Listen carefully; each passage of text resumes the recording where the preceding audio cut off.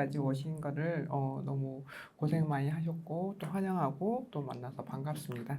교수님께서 너무 과한 칭찬을 해주셔서 몸둘 바를 모르겠는데 제가 아이입니다. 보기와 다르게 아이여서 나서는 걸 정말 싫어하는데 교수님 덩달아 이렇게 막 칭찬까지 해주시니까 어디에 숨어야 될지 잘 모르겠습니다.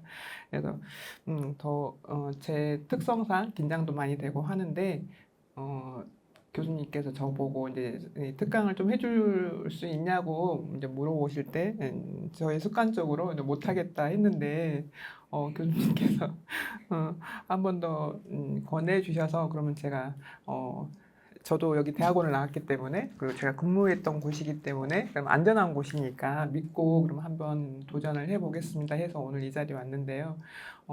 지금 보이실지 모르겠는데 제가 지금 벌써 긴장을 해서 땀이 이렇게 많이 차고 있는데요. 그래서 일단은 많이 떨리고 긴장이 돼서 잘 할 수 있을지 걱정이 되고 오늘이 안 왔으면 했는데 오늘이 왔고 이 시간도 왔고 그랬습니다. 한번 잘해 보도록 하겠습니다. 잘해 본다라는 게 제가 이제 시간을 맡은 바만큼 또 제가 준비한 만큼 최선을 다해서 해보겠다라는 거지 아주 유능하게 잘하겠다는 이런 의미는 아닙니다. 제가 이 교수님이 주신 일정표를 보니까 어떻게 진행을 하는 거지라고 주제를 뭘로 해야 되지를 좀 고민을 하게 됐는데 아까 교수님께서 말씀하신 대로 앞으로 그 이론 강의도 있고 또 우리 성명은 선생님께서 준비하신 선배와의 그 특강 선배로부터 듣는 시험에 대한 경험과 그리고 어떻게 준비해야 되는지에 대한 특강도 있고 또 모의 면접 특강도 있고 다 예정이 돼 있더라고요. 그래서 그럼 나 뭘 해야 될지가 되게 고민이 됐었습니다. 그래서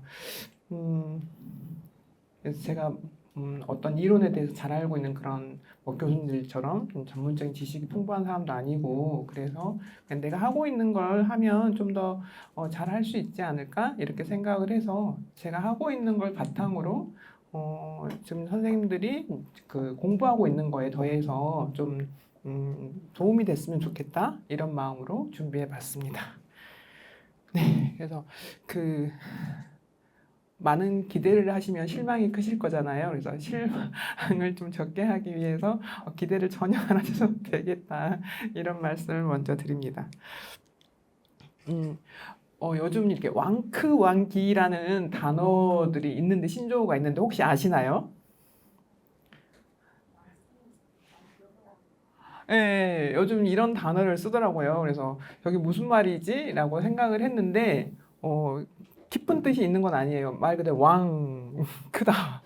이런 의미예요. 왕이라는 의미가. 그래서 왕크왕기라는 게 매우 크니까 매우 귀엽다라는 뜻인데, 큰 게 귀엽다 이런 말이에요. 근데 보통은 막 연예인들 막 되게 큰데 막 행동하는 거 귀엽고 뭐 모습이 귀엽고 머리에다 뭐 머리띠만 했을 뿐인데 너무 귀엽다 막 이렇게 좋아들 하잖아요. 그러면서 나오는 이제 왕크 왕기란 단어인데 왕크 왕기에 대해서 제가 연예인들 사진을 가져올까 하다가 또 저작권 문제도 있을 것 같아서 무료 사이트에서 무료 그림을 좀 가져왔는데 이렇게 보통 곰이 크잖아요. 곰이 큰데 이렇게 귀엽게 표현한다든지 또 저 옆에 핏볼인가 이 걔도 상당히 사납고 무섭잖아요. 근데 저렇게 막 애처로운 듯, 막 처량한 듯 이런 표정이 되게 귀엽잖아요. 그래서 이런 거라든지, 음, 또 얘는 호랑이입니다. 호랑인데 호랑이가 이런 모습 보셨나요? 벌러덩하고 마치 고양이인 것처럼 자기가 고양이인 줄 알고 착각하고 이렇게 누워 있는 이런 모습들을 보면은 왕크안기라고 요즘 청소년들은 표현을 하더라고요. 근데 여러분들 보시다시피 제가 크잖아요. 그래서 저도 왕크에는 해당이 됩니다. 그래서 왕크인데 저를 좀 귀엽게 봐주십사 해서 제가 왕크안기라고 단어를 가져와 봤습니다. 제 이제 자격과 경력 사항에 대해서 제가 이렇게 거창하게 써놨잖아요. 이렇게 뭔가 있어 보이고 싶어서 막 이렇게 써놨는데 사실은 제가 이런 자격과 경력 사항에 대해서 나는 아직 전문가가 아니야 이런 마인드가 좀 커서 어디다가 막 자격증 뭐 갖고 있어요? 그러면 상담 심리사 2급 가지고 있어요. 뭐 또는 청소년 상담사 2급 가지고 있어요. 이렇게만 말을 했는데 제가 이거를 좀 앞에다 좀 자세히 썼어요. 왜 이렇게 자세히 썼냐면 지금 청소년 상담사 상급을 준비하고 계시기 때문에 이게 아마도 상담 관련 자격증의 첫걸음이다시피 하실 것 같아요. 그래서 내가 앞으로 상담을 공부하거나 또는 관련해서 일을 하고 싶으실 때 어떤 자격증들을 좀 준비할까? 또는 이 자격증이 뭐 나의 최종 목표야. 또는 아니면 이게 다른 지금 하시고 있는 일에 도움이 되니까 취득을 할 거야 라는 그런 어떤 생각들을 갖고 계실 것 같아요. 저도 이 자격증을 처음부터 내가 상담 일을 해봐야지 라고 생각하지 않았어요. 그래서 이 자격증들은 다 2010년 이후에 취득한 자격들이고 경력도 마찬가지로 2010년 이후에 이렇게 제가 경력이나 또는 경험을 한 것들이에요. 그래서 지금이 시작이 돼서 여러분들도 여러분들이 원하는 것들을 준비해 가시거나 채워 가시거나 이러실 수 있지 않을까 싶어서 제가 이런 것들을 이제 지금 상세히 적어 놨고요. 그리고 또 하나는 제가 이따가 뭐 사례에 대해서 좀 언급할 수 있잖아요. 그러면 지금 제가 진관중학교 상담사라고 프로필이 나가 있는데 그러면 제 사례가 다 저 진관중학교 학생들인가 이렇게 생각할 수 있을 것 같아서 복선으로 제가 의외로 많은 곳에서 정말 유치원생들부터 어린이집부터 성인 어른 대상까지 다 만나봤기 때문에 어디 특정 학교 학생이 아니라 제가 경험했던 학생들 대상으로 이제 얘기를 하고 있구나 그렇게 좀 이해를 해주셨으면 좋겠습니다. 그리고 이제 이 강의가 청소년 상담사 상급을 대상으로 하는 특강이긴 한데 저는 약간 이론보다는 좀 전문가들이 좀 알아야 되는 것들 그런 거를 좀 더 여기에 포함을 많이 시켰는데요. 그게 실 업무를 하다 보니까 우리는 막 이론을 알거나 또는 상담을 어떻게 하면 잘하지 이런 거에다가 포커스를 많이 맞추게 되는데 실제로 업무를 하다 보면 관련돼서 뭐 어디에 연계를 해야 되거나 어떤 법에 의해서 또 뭘 도움을 받아야 될지 이런 좀 정보들이 좀 필요할 때가 있는데 청소년 상담사에서는 약간 그런 게 좀 덜 중요시 되는 것 같았어요. 제가 공부를 해볼 때. 그런데 청소년 지도사 과목에서는 그런 걸 매우 중요하게 여기거든요. 그래서 청소년 지도사 2급이 저도 있잖아요. 제가 자격증을 딴 게 처음 청소년 지도사 2급을 땄거든요. 그렇게 시작을 해서 이 길로 오게 됐는데 그래서 오늘은 청소년 지도사를 공부하고 계신 선생님들은 되게 잘 알 수 있고 접할 수 있고 이런 내용들이 좀 많이 포함이 돼 있을 것 같아요. 그래서 그런 것들 좀 많이 저는 좀 중점을 뒀습니다. 어디다가 네. 그러면 선생님들이 공부하시려고 하는 청소년 상담사랑 도대체 어디에 규정이 돼 있을까? 어디에서 청소년 상담사라는 자격증을 주고 발급을 하고 관리를 하고 뭐 이런 것들을 할까라는 거를 잘 궁금해하지 않으실 것 같아요. 그냥 단지 공부해서 자격증을 따야지 이럴 것 같습니다. 그런데 청소년 상담사란 내가 자격증 따고자 한다면 저는 좀 이런 걸 좀 중요하게 생각을 하거든요. 어디에서 내 자격증을 발급해주고 어떻게 관리하고 있고 과연 이게 국가 자격증이라고 하는데 어디에 써 있지? 이런 걸 저는 중요하게 좀 생각하는 편이라서 좀 제가 앞에 이걸 내세웠는데요. 청소년 상담사는 국가 자격증이잖아요. 몇 개 안 되는 국가 자격증 중에 하나인데 청소년 기본법에 의해서 규정이 되어 있습니다. 청소년 그 관련 법을 공부하시다 보면 많은 법들이 있거든요. 근데 가장 그 관련 법 중에 상위법이 청소년 기본법이에요. 그래서 청소년 기본법에 청소년 상담사 자격증에 대해서 이렇게 명시가 되어 있습니다. 그러면 어디에서 이 관할을 하냐? 그래서 여성가족부에서 관할을 해서 나중에 선생님들이 자격증을 취득하고 어디 이력서 같은데 쓰실 때 시행처 또는 뭐 발행처 어디냐 적어야 될 때 여성가족부 이렇게 적으시면 돼요. 그래서 여성가족부에서 주관을 하고 여러분들 시험을 보시잖아요. 올해 이제 10월에 필기 시험이 있을 텐데 시험을 합격하고 그 다음에 면접 통과하고 난 다음에 100시간 연수 과정을 이수해야 되잖아요. 그래서 최종적으로 자격증이 발급되는 거는 내년 9월경 이렇게 그때에 대한 정식 청소년 상담사 자격증이 이제 발행이 될 겁니다. 그렇게 해서 이렇게 청소년 기본법에 의해서 여성가족부가 주관한다 이런 것들이 최근에는 시험에도 나오더라고요. 어디에 의해서 무슨 법에 규정이 되어 있는가, 주관하는 뭐 부서는 어디인가 이런 것도 나와서 저 같은 경우는 되게 반가웠어요. 아, 이런 것도 드디어 좀 시험에 나오는구나 이런 걸 좀 반갑게 봤는데요. 그 다음에 이 청소년 상담사나 청소년 지도사를 어디에 배치해야 되는지도 법령에 다 이렇게 규정이 되어 있습니다. 심지어 대통령령으로 이렇게 딱 정해져 있잖아요. 그래서 청소년 육성을 담당하는 그런 기관에는 반드시 청소년 지도사나 청소년 상담사를 이렇게 배치를 해야 된다는 게 법에 명시가 돼 있기 때문에 그래서 여러분들이 취득하고자 하는 청소년 상담사 자격증이 매우 중요한 거죠. 그래서 그 다음에 맨 밑에 보면 맨 밑에 항목을 보면 보수에 대한 게 있잖아요.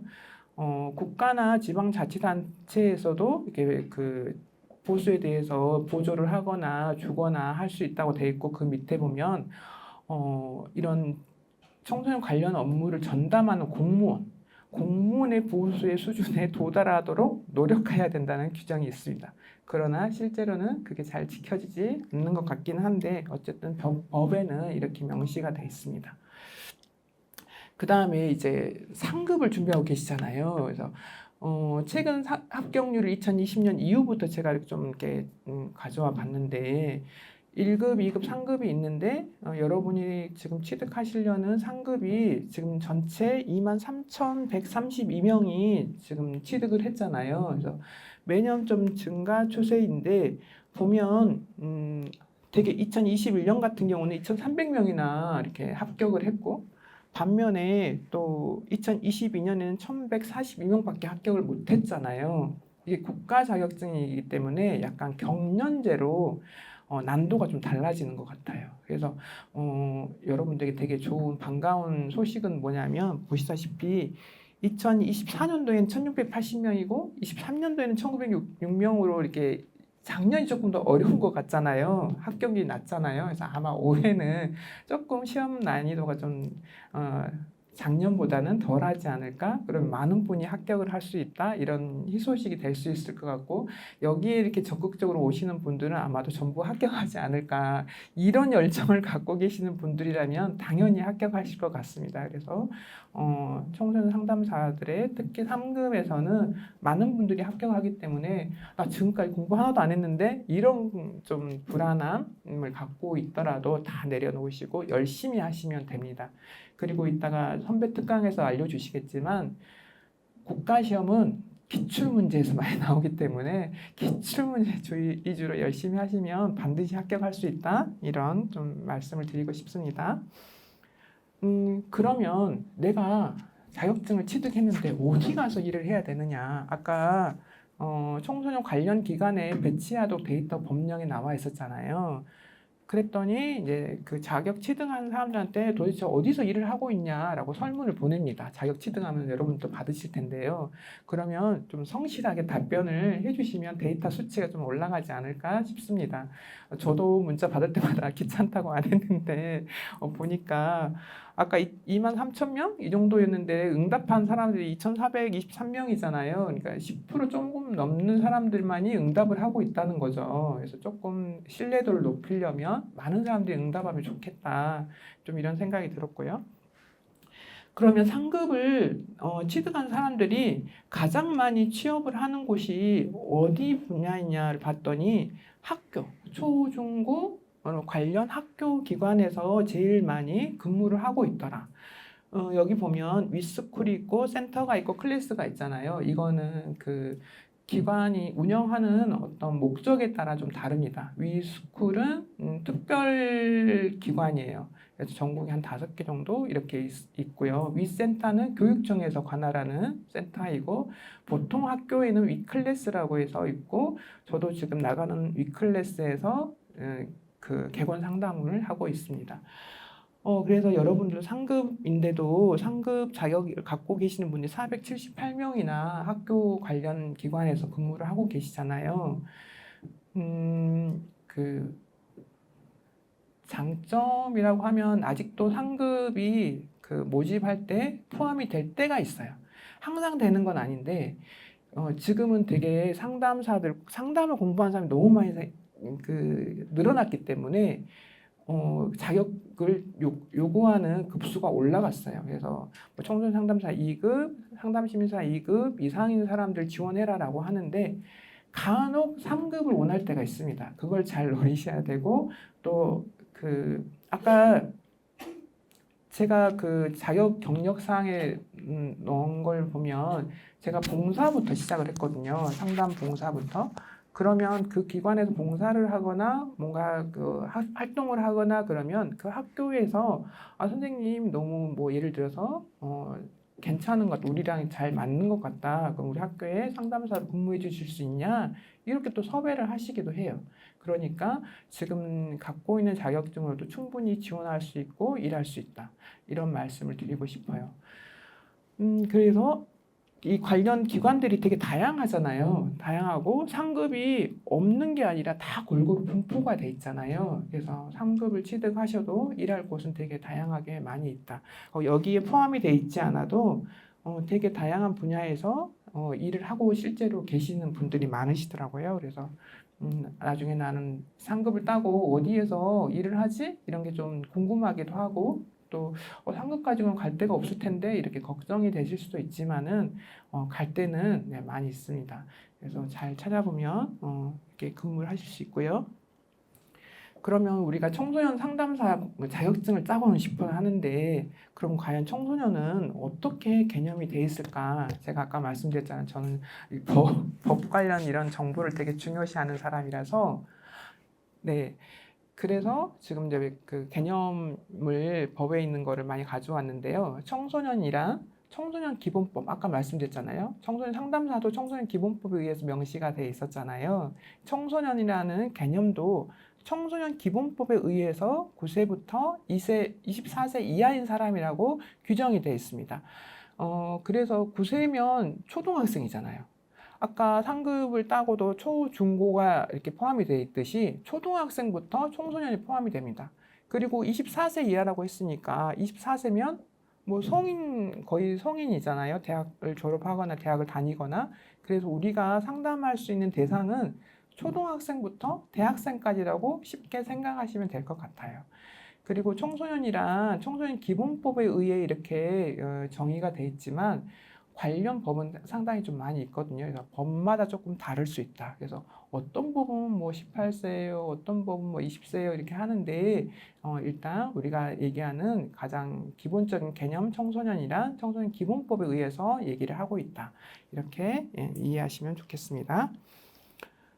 그래서 제가 좀 청소년이라는 사람들이 도대체 얼마나 있고 무엇을 하지? 이런 걸 조금 더 이렇게 가져와 봤는데요. 청소년 인구가 우리나라 총 인구의 14.8%라고 해요.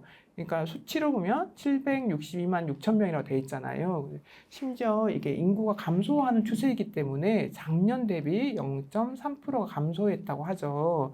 반면에 그 밑에를 보면 다문화 학생들. 요즘 다문화 가정이 되게 많이 늘어나고 있고 또 다른 곳에서 이주하거나 이런 사람들 많기 때문에 다문화 학생은 반면에 7%가 증가했어요. 그래서 여러분들이 상담을 고려할 때 다문화 학생들도 좀 고려할 필요가 있다. 이런 거를 생각해 두면 좋을 것 같습니다. 그리고 정말 다행인 건 작년도 청소년 중에서 85.7%가 자신은 신체적으로 매우 건강하다 이렇게 평가를 한다고 해요. 얼마나 반가운 소리입니까? 자신들이 건강하다고 하니. 그래서 이건 참 다행이고요. 반면에 작년 중고등학생들의 이제 스트레스를 얼마나 자각하고 있느냐 이걸 조사를 해봤더니 42.3%로 전년 대비 5%가 증가했다고 하죠. 그러니까 스트레스를 받고 있다라고 생각하는 학생들이 늘어났다고 볼 수가 있겠죠.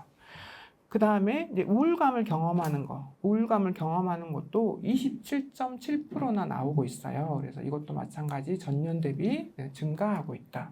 이런 것들이 우리가 좀 눈여겨봐야 될 부분이라고 생각을 해서 좀 제가 빨간색으로 표시를 해놨는데 왜냐하면 실제로 가서 만나는 청소년들이 우울감을 많이 호소하거든요. 그래서 이런 게 지금 증가하고 있는 추세구나 이렇게 이해할 수 있겠습니다.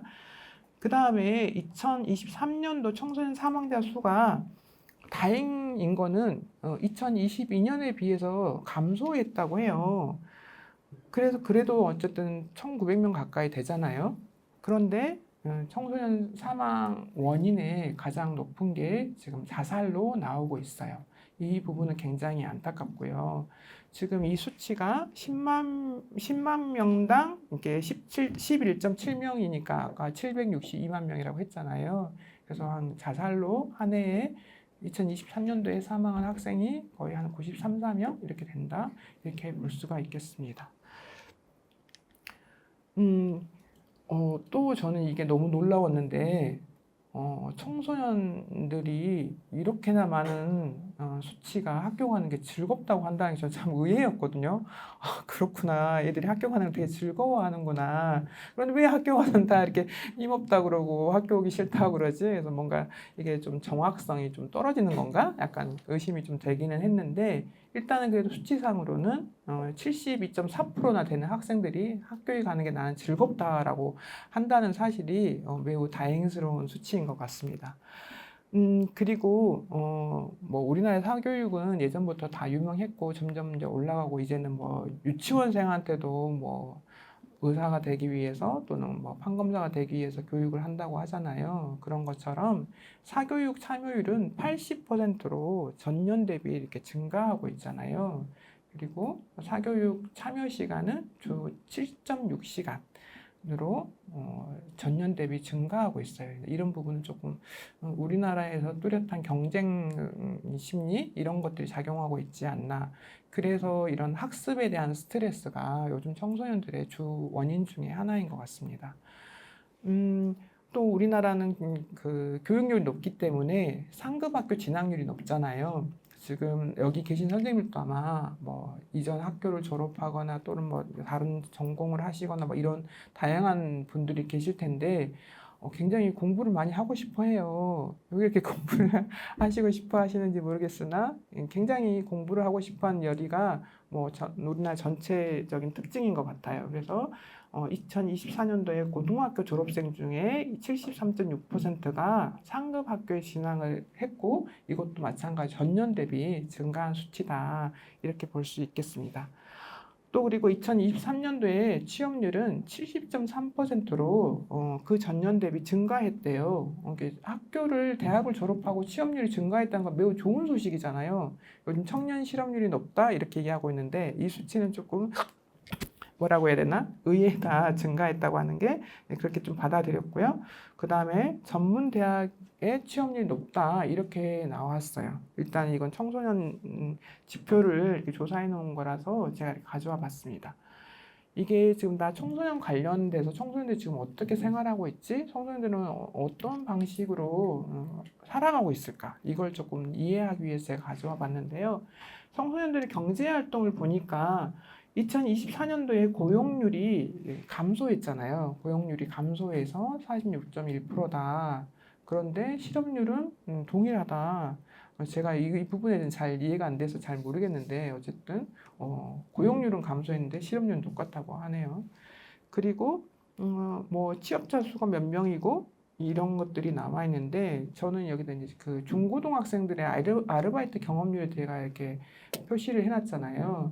그걸 왜 표시를 해놨냐면 특히나 고등학생들 같은 경우는 아르바이트를 많이 해요. 아르바이트를 많이 하는데 중학생들은 지금 법적으로 아르바이트 하는 게 이제 만 15세 미만은 보호자의 동의가 있어야 되고 고용부에 허가가 있어야 되고 이런 좀 까다로운 절차가 있어야 근로를 할 수 있는데 고등학생들은 부모의 동의만 있으면 근로를 할 수가 있게 돼 있어요. 그러다 보니까 고등학생들 아르바이트율이 좀 더 높은 것 같고 고등학생들이 아르바이트 가장 많이 하고 싶어 하는 곳이 혹시 어딘지 아세요?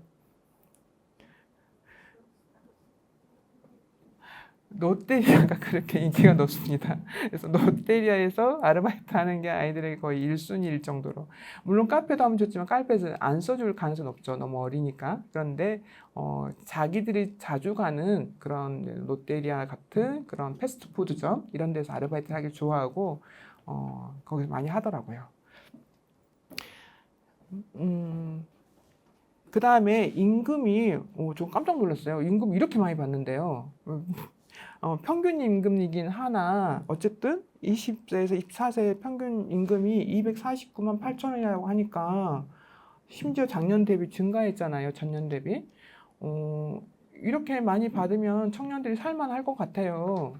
실제로 이렇게 받는지는 잘 모르겠어요. 이제 평균을 냈다고 해서 최저임금이 어느 정도인지 잘 모르겠는데 요즘 최저임금제가 최저임금이 올라가기 때문에 청년들이나 청소년들이 아르바이트를 하면 되게 비용이 되게 많이 받잖아요.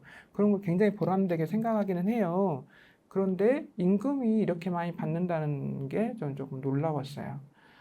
그래서 이거 좀 반가운 소식인데 우리가 일하는 현장에도 좀 잘 적용이 됐으면 좋겠습니다. 그 다음에 청소년들은 어떻게 여가를 보내냐. 10대 청소년들의 주 평균 인터넷 이용 시간이 20시간이래요. 심지어 이제 뭐 10대나 20대가 전년 대비 감소했다고 하잖아요. 그런데 평일에 자유롭게 활용할 수 있는 여가 시간은 겨우 한두 시간에 불과하다. 이게 24.1%나 된다고 해요. 애들이 공부하느라고 뭐 여가 시간을 보낼 시간이 없다고 하는 게 주된 그 하소연하는 것 중에 하나인데 저 위에 보면 인터넷 이용 시간이 주당 평균으로 20시간이 하는 게 조금 매치는 안 되는데 저건 아마도 인터넷을 과다 사용하는 학생들을 더 많이 포함을 시켰나? 약간 의문을 가져보긴 했습니다. 그 다음에 이제 요즘 청소년들이 이제 고3이 올해 투표에 참여했잖아요. 선거 투표할 때. 선거에 참여했듯이 요즘 그 사회 참여하거나 사회 참여하려고 하는 그런 어떤 인식이나 의식이 굉장히 이렇게 높아졌어요. 그걸 이제 통계 지표에도 이렇게 있는데 여기 2024년도 초등학교 4학년부터 시작을 해서 중고등학생들 82.1%가 청소년도 이렇게 정치나 사회 문제에 관심을 갖고 의견을 제시하고 참여할 필요가 있다고 생각한다고 해요. 그래서 굉장히 이렇게 올바른 지표다 이렇게 생각을 했는데 또 그 밑에 보면 초, 중, 고등학교 학생들의 96.6%가 모든 인간은 성별과 상관없이 모든 면에 있어서 평등한 권리를 가져야 된다라고 생각하잖아요. 여러분도 이렇게 생각하실 것 같은데 정말 그렇습니다. 정말 실제로 학교를 가보면 요즘은 남녀의 구별이 좀 많이 없다라고 생각이 드는 부분이 특히 이제 이름 같은 데서 이게 여자 이름인가 남자 이름인가 실제로 만나보기 전까지는 잘 모를 때가 있고요. 그리고 뭐 남자 아이들도 머리를 기르고 다녀서 너무 또 막 예쁘장하잖아요. 그러면은 여자야 남자야 막 이렇게 조금 궁금할 때도 있고 이렇듯이 뭔가 양성평등 이런 평등에 대한 인식이 많이 올라갔어요. 많이 올라가서 이렇게 96.6%가 이렇게 인식을 하고 있다고 하니까 참 다행인 것 같습니다. 그리고 2024년도 초에 초중고에 94.2%가 다른 외국인에게도 동일한 기회가 주어져야 된다라는 인식을 갖고 있다고 하니까 우리나라의 어떤 사회 참여 의식이 점점 아래로 내려갈수록 되게 그 교육이 잘 돼 있고 잘 이렇게 인식하고 있구나 이렇게 생각이 들었습니다. 그 다음에 이제 안전과 행동에 관련된 영역에서는 지금 우리가 청소년들 생각할 때 스마트폰 중독, 게임 중독, 뭐 인터넷 중독 막 이런 얘기들을 하잖아요. 10대의 그 스마트폰 과의존 위험률이 전년 대비 증가했잖아요. 아까 그 인터넷 시간도 증가했다고 이렇게 나오는데 여가 시간은 없는데 어떻게 과의존까지 하게 됐는지는 잘 모르겠으나 어쨌든 이게 증가했다고 해요. 그래서 이 부분에 대해서 제가 좀 달리 생각을 해봐야 된다 이렇게 생각을 하게 된 계기가 제가 한 거의 좀 오래전에 청소년 상담센터에 연수 갔을 때 한 청년이 나와서 얘기를 하더라고요. 내가 태어났을 때 이미 다 스마트폰이 있었고 내 손에 스마트폰이 있었는데 왜 우리를 스마트폰 중독이라고 하냐 이런 얘기를 하더라고요. 그래서 그들이 태어났을 때 세상은 달라져 있었잖아요. 그리고 모든 걸 다 스마트폰으로 하고 있는데 스마트폰 과의존 위험군이다라고 이렇게 명명을 하는 그런 그 중독 이런 거를 검사하거나 하는 것도 좀 변화돼야 되지 않을까? 이런 생각이 저는 좀 개인적으로 들어요. 왜냐하면 요즘은 모든 걸 다 스마트폰으로 하잖아요. 학교에서 과제 내줄 때도 그렇고, 뭐 알림할 때도 그렇고, 모든 걸 다 이렇게 스마트폰을 하고 있는 세대들인데, 과연 이거 스마트폰 과의존이라고 하는 게 어떤 의미로 하고 있을까? 물론 게임이나 뭐 심하게 의존해서 문제가 되는 경우는 당연히 있는데 좀 이름을 명명해서 좀 또는 세분화해서 달리 표현하면 좋겠다. 저는 좀 개인적으로 그렇게 생각해 봤습니다.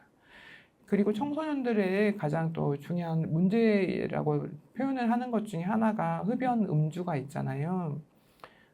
다행스러운 건 흡연이 전년 대비 지금 감소했다고 이렇게 나오고 있잖아요. 그런데 저기에 포함된 흡연이 어떤 흡연일까 좀 궁금했어요. 그런데 요즘 그 담배 그 편의점 같은 데 가서 갑으로 된 담배를 사잖아요. 그런 거를 사는 게 더 이제 줄었어요. 청소년들은 전자담배를 많이 피웁니다.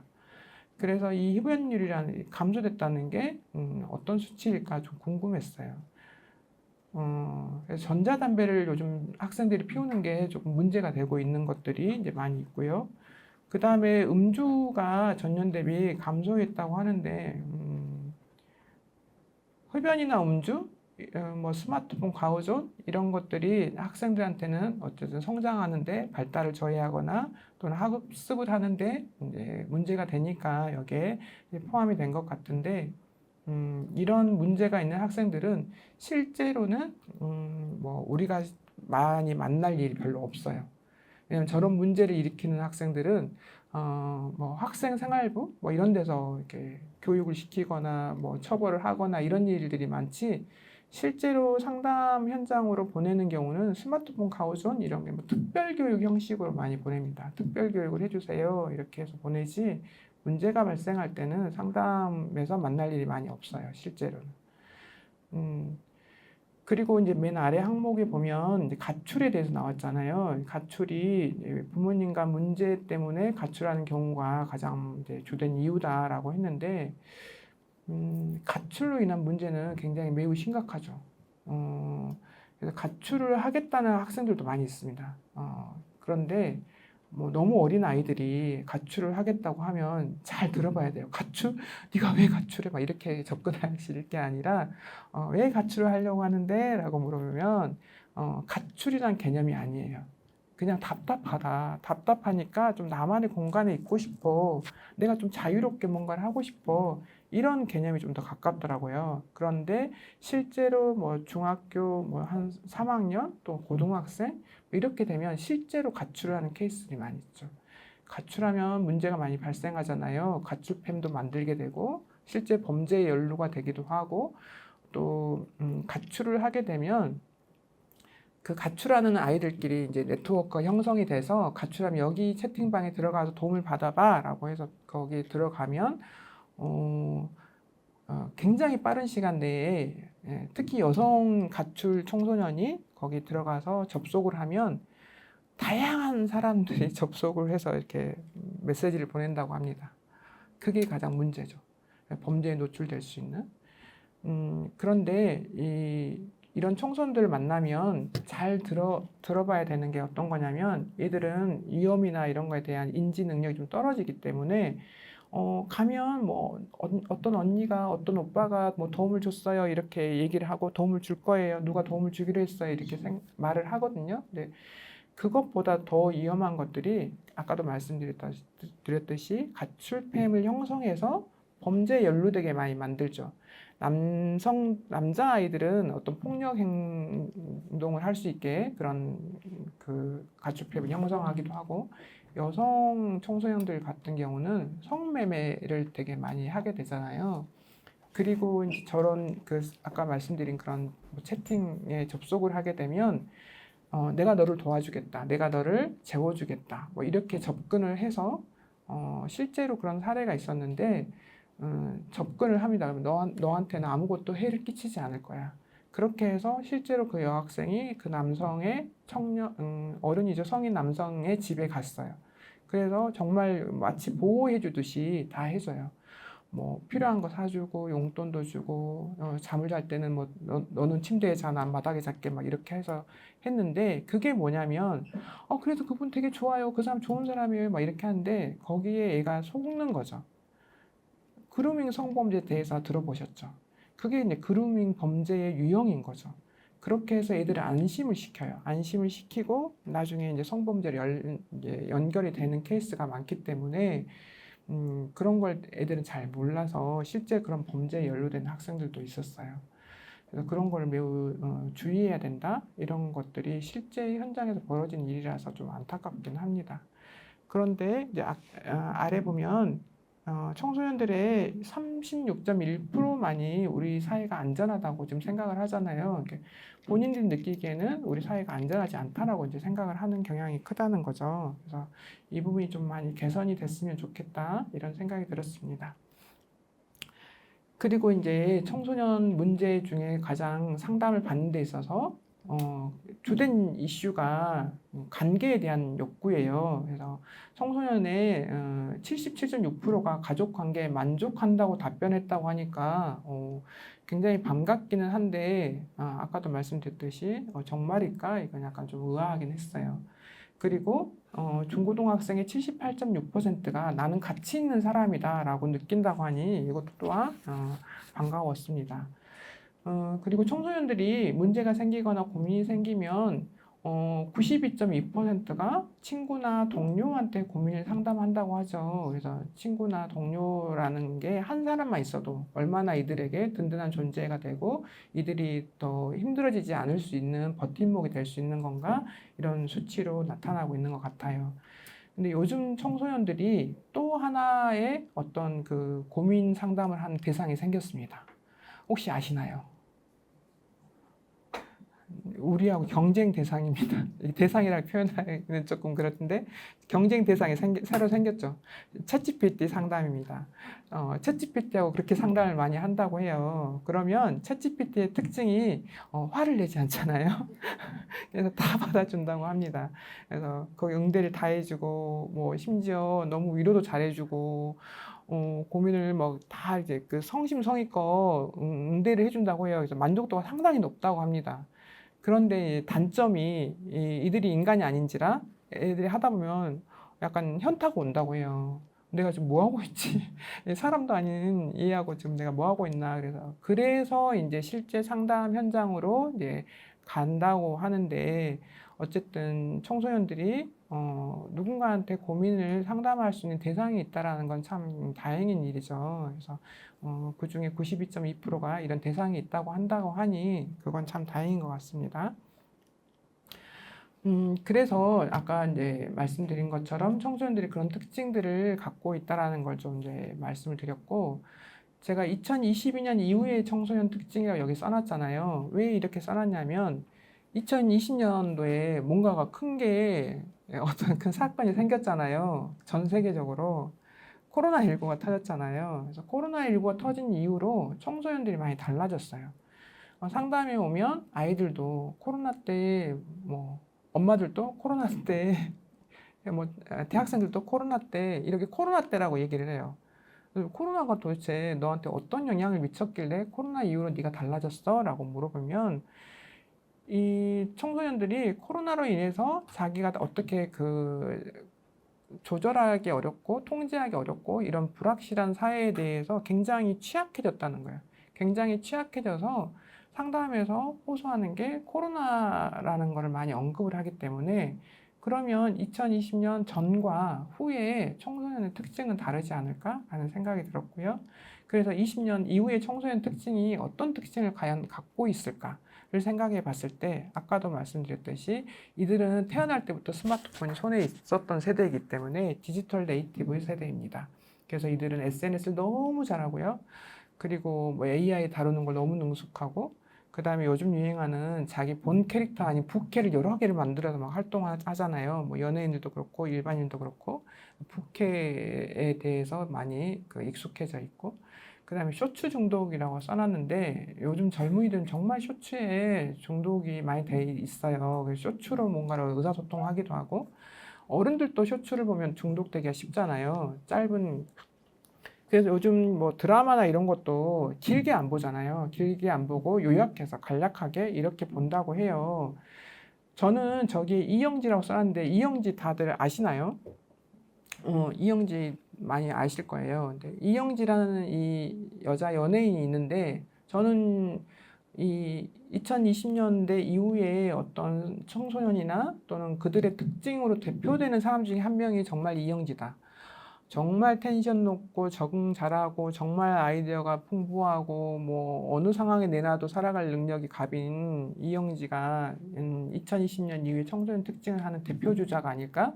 심지어 이영지라는 그 이제 뭐 캐릭터를 살려서 많은 컨텐츠를 양성을 하고 있는데 그 뭐 지구오락실이라는 프로그램 중에 나오는 거기에서 얘를 이제 K 문화 대통령 이렇게 임명을 해서 이렇게 한다 이렇게 말을 하는데 보면 처음에는 참 이해가 안 됐어요. 그 이영지라는 연예인이 하는 어떤 우리가 갖고 있는 어떤 틀에서 이해하기에는 너무 지나치거나 또는 뭐 옷을 입거나 뭐 말을 언급하거나 행동을 하거나 그 연예인인데 불구하고 뭐 메이크업을 안 하거나 이렇게 누구에게 자연스러운 모습을 과감 없이 표현하는 그런 것들이 참 우리가 갖고 있는 세대에서는 여자들 막 특히 나가려면 꾸며야 되고 화장을 해야 되고 많은 것들을 해야 되는데 그걸 두려워하지 않는다라는 게 요즘 학생들인 것 같아요. 그리고 나 자신에 대해서 자신감을 갖고 있는 거. 그래서 제가 이영지를 저기 써놨습니다. 그리고 2020년 이후에 그 코로나 이후에 그 청소년들이 자기 표현은 잘해요. 자기 표현, 막 힘들어, 뭐 어쩌고, 뭐 이렇게 우울해, 뭐 이런 표현은 잘하는데 이걸 어떻게 정서 조절해야 될지를 잘 몰라요. 그래서 제가 저기 죽고 싶다를 거의 일상 언어로 쓴다고 했잖아요. 정말 죽고 싶다는 얘기를 많이 합니다. 근데 진짜 죽으려고 하는 게 아니기 때문에 잘 들어야 돼요. 죽고 싶어 이렇게 하면 안 되고요. 왜 죽고 싶다는 생각을 했는지, 왜 그런 마음이 들었는지를 들어보셔야 되는데, 저는 개인적으로 힘들어 죽겠어, 뭐 배고파 죽겠어 이렇게 저희도 죽겠다는 말 많이 하잖아요. 약간 그런 의미가 아닌가 죽고 싶다는 표현이 그렇게 생각을 하는데, 그런데도 불구하고 죽고 싶다는 단어를 좀 많이 쓰는 것 같아요. 선생님 저 죽고 싶었어요. 이런 얘기를 많이 하거든요. 그리고 제가 이제 최근에 공개 사례 발표에 참가를 했더니 거기에 이제 대학교 1학년이니까 딱 청소년 그에 걸쳐 있잖아요. 그 학생 같은 경우는 어떻게 죽고 싶다는 것을 표현을 하냐면 여러분도 그렇게 생각을 하시는지 잘 모르겠어요. 밤에 막 그 대학생들이니까 OT도 하고 뭣도 하고 막 하다 보면 늦을 때가 있잖아요. 그럼 차편이 다 끊겨요. 그럼 여러분 같으면 어떻게 생각하시겠어요? 어떻게 또는 행동을 하시겠어요? 어, 그럴 때 그 친구는 죽고 싶다. 내가 죽어버려야 되겠다. 이런 생각을 한다고 해요. 그래서 좀 의아하기는 했는데 그렇게 죽고 싶다라는 언어로 이렇게 표현하는 게 뭔가 일상화가 돼 있다. 요즘 아이들이. 그래서 뭔가 정서의 갭이 굉장히 크죠. 그걸 조절하기가 어려워서 죽고 싶다라는 언어로 이렇게 강한 언어로 좀 표현하는 것 같습니다. 그리고 관계 양상이 변화가 돼서 이 관계 단절이 돼 있기도 실제로 돼 있기도 했고 관계 단절이 되기도 하지만은 그거에 대해서 굉장히 두려움을 갖고 있어요. 그래서 어딘가에 소속되고 싶어 하는데 소속이 되지 못하는 거에 대해서 되게 욕구가 높아요. 특히 이제 중학교 이제 여학생들 같은 경우가 이 소속감의 욕구가 상당히 높아서 그런 것들을 많이 호소하고 있습니다. 그리고 이제 뭐 개성이나 개방성 증가는 다 아실 것 같고 다섯 번째 높은 스트레스에 비해서 회복력이 낮다. 그래서 조금만 실패해도 나는 뭐 할 게 없어요. 할 수가 없어요. 죽고 아까 말씀드린 것처럼 죽고 싶어요. 내가 잘못해서 그래요. 하는 자기 비난이나 자기 비하 이런 게 되게 많이 하고 있다. 그리고 요즘 청소년들 특징이기도 한데 이제 개인주의 성향이 되게 높잖아요. 그러니까 내가 중심이어야 돼, 막 이런 거 하고 그러다 보니까 요즘 아이들이 되게 예민하다고 표현하잖아요. 과예민해, 막 이렇게. 그래서 요즘 청소년들이 막 귀에다가 귀마개도 하고 다니기도 한다고 하잖아요. 왜냐하면 주변에서 어떤 얘기를 하면 난 듣고 싶지 않아. 그래서 귀마개를 꽂아버린대요. 그런 것처럼 이 불편함을 견디기 상당히 어려워해요. 그래서 불편함을 견디기 어려워하니까 심지어는 어떤 학생들은 상담받다가 중간에 저 갈래요 하고 가기도 합니다. 그래서 요즘 아이들이 불편함을 견디기 어려워하는구나 이런 걸 좀 알 수가 있습니다. 그런데 이게 코로나 이후에 더 두드러지는 특성들이다 이렇게 표현을 해놨습니다. 제가 계속해서 뭔가 개념과 막 법이나 이런 것들 통계 수치만 알려드리니까 졸리시죠? 제가 재미가 없습니다. 근데 이제 MG 신조어라는 걸 좀 가져와 봤는데 이걸 마치면 막 선물 드릴게요 막 이러면 좀 재미가 있을 텐데 제가 선물 준비 못해서 안타깝습니다. 혹시 여기 나오는 신조어들이 좀 알고 계시나요? 콜건적이 뭔지 아세요? 들어보신 적 있으세요? 콜건적. 없으세요? 다 여기 청소년이 아니신가요? 청소년 같은 분들이 많이 보이시는데 콜건적이 뭐냐면 콜라만 다른 건 다 먹는데 콜라만 제로 콜라를 먹으면서 나 건강해야 돼 그러면서 제로 콜라를 찾는 사람들을 콜건적이라고 합니다. 이게 좀 안 맞지만 자기만의 주장이 있잖아요. 막 그 요즘 텔레비전 봐도 막 그러다 나 막 엄청 먹어요. 막 많이 시켜서 먹고 나는 제로 콜라 먹을 거야 막 이러더라고요. 그래서 저건 뭐지? 예, 많이 먹지나 말지만 이렇게 생각을 했는데 이런 신조어가 있다고 하더라고요. 그래서 그렇구나라는 생각을 했고 두 번째는 올라운더 과대라는 게 있어요. 이건 대학생들한테 이제 많이 적용이 되나 봐요. 보통 우리가 이제 학교 다니다 보면 과대 하시는 분들 계시죠? 여기 과대 있으신가요? 과대를 하면 뭔가 나서서 막 일 처리 잘해야 되고 막 이러잖아요. 근데 올라운더 과대라는 거는 일 처리도 잘해, 뭐 재미도 있어, 말도 잘해, 생긴 것도 뭐 잘생기기도 했고 뭐 싹싹하고 성격도 좋아 인기도 많아 남들이 다 싫어하지 않아 막 이런 사람을 올라운더 까대라고 하더라고요. 그래서 이런 사람이 존재하는지 잘 모르겠으나 그런 신조어가 있다고 합니다. 그 다음에 여기서 보면 뭐 페이버십은 뭘 것 같아요? 페이버십 다 나는 모르겠어 하는 표정인 것 같아서 제가 조금 또 당황스러운데 자기가 좋아하는 것을 추구해서 하는 게 내가 좋아하는 거를 추구해서 하는 게 페이버십이라고 합니다. 그리고 여기서 눈에 띄는 게 혹시 있나요? 어떤 단어가 눈에 띄는 게? 슬세권은 뭔지 아세요? 역세권 하듯이 슬세권 많이 들어보시지 않으셨나요? 슬리퍼 신고 나가면 편의시설 다 있는 그런 지역을 슬세권이라고 합니다. 어, 그 다음에 우리가 이렇게 요즘 이 유행이나 이 트렌드가 되게 빨리빨리 변하잖아요. 이전에는 우리는 뭘 많이 들어봤냐면 욜로족이라고 많이 들어보셨죠. 욜로 인생을 살아야 된다. 내가 살면 얼마나 살겠어. 지금을 즐겨야지만 이렇게 욜로를 외치다가 갑자기 요노라는 단어가 나왔어요. 그게 뭐냐 막 이랬더니 하나만 내가 정말로 필요로 하고 좋아하는 거 하나만 추구해서 하는 그런 것들이 많은 걸 하면 욜로하다 골로 간다 이러잖아요. 그래서 하나만을 추구해서 하는 것을 요즘 그런 요노족이라고 한다고 합니다. 그래서 뭐 잘 소비를 안 하려고 하는 막 그런 청소년들이 많잖아요. 코로나 이후로 실업률도 그렇고 뭐 사회가 조금 경쟁이 치열해지다 보니까 그래서 뭔가 하나만 내가 원하는 거를 추구한다 이런 게 연호족이라고 합니다. 그 다음에 섹시푸드가 뭔지 아세요? 아시겠다고 이제 고개는 끄덕이시는데 그만큼 맛있다. 그러니까 왜 이렇게 단어를 만드는지 참 궁금하긴 하고 아이디어 참 좋고 이제 그렇다는 생각이 들었는데 그렇게 정말 맛있는 음식을 섹시푸드 우리 뭐 다음에 또 가고 싶고 또 먹고 싶은 만큼 이 음식은 섹시푸드야 이렇게 얘기를 한다고 합니다. 어, 뭐 안남미라는 거는 쌀 이름이잖아요. 그지 않나요? 아닌가요? 근데 안남미라고 돼 있어요. 그래서 그게 뭔가 했더니 안 꾸며도 남들이 예쁘다고 해주는 사람을 안남이라고 한답니다. 참 말도 잘 만들더라고요. 이모카세는 많이 아시죠? 이모카세. 뭐 흑백 요리사에서 나왔잖아요. 이모카세. 엄마나 이모가 해주는 밥처럼 맛있는 그런 밥을 이모카세 요리 뭐 이렇게 표현을 한다고 해요. 그래서 MZ 신조어가 그들만의 세상은 아니잖아요. 저희도 다 자라면서 우리만의 은어를 많이 사용했었잖아요. 알아보면 그냥 재밌고 좀 나도 써먹을 만한 그런 용어들이 있잖아요. 예를 들면 슬세권 뭐 이런 것들, 네, 그런 것들을 좀 이제 익숙하면 또 청소년들하고 대화할 때, 상담할 때 아는 척 할 수 있잖아. 맞아, 맞아, 막 이렇게.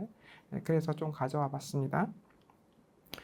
그래서 아까 말씀드린 대로 코로나19가 과연 뭐길래 이렇게 청소년한테 영향을 많이 미쳤을까라는 논문들이 되게 많이 나와 있어요. 그래서 이 코로나19라는 어떤 변수가 생기면 연구자분들이 되게 즐거워하시겠죠. 왜 연구거리가 많이 생겨서 신나게 연구를 하실 것 같아요. 그래서 코로나19 관련해서 연구가 굉장히 많이 쏟아졌는데 제가 오늘 짤막하게 가져온 거는 2023년도에 나온 이제 논문을 하나 그대로 이제 그림을 가져왔어요. 요약해 놓은 거를.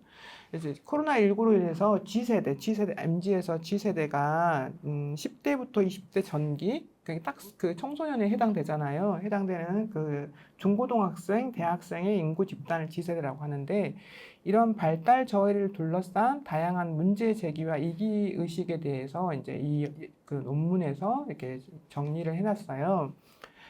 중고등학교에서 온라인 수업을 이렇게 받잖아요. 그 중등교육에서 등교 수업을 하다가 온라인 수업을 하게 됐을 때 여러분들은 거기에 대해서 의아하거나 뭐 이렇게 적응이 안 되거나 이러진 않으셨을 것 같아요. 왜냐하면 우리 학교는 온라인 대학이었잖아요. 너무 적응이 잘 됐죠. 그래서 아무 이상이 없이 학교 생활하고 일상생활하고 하셨을 것 같아요.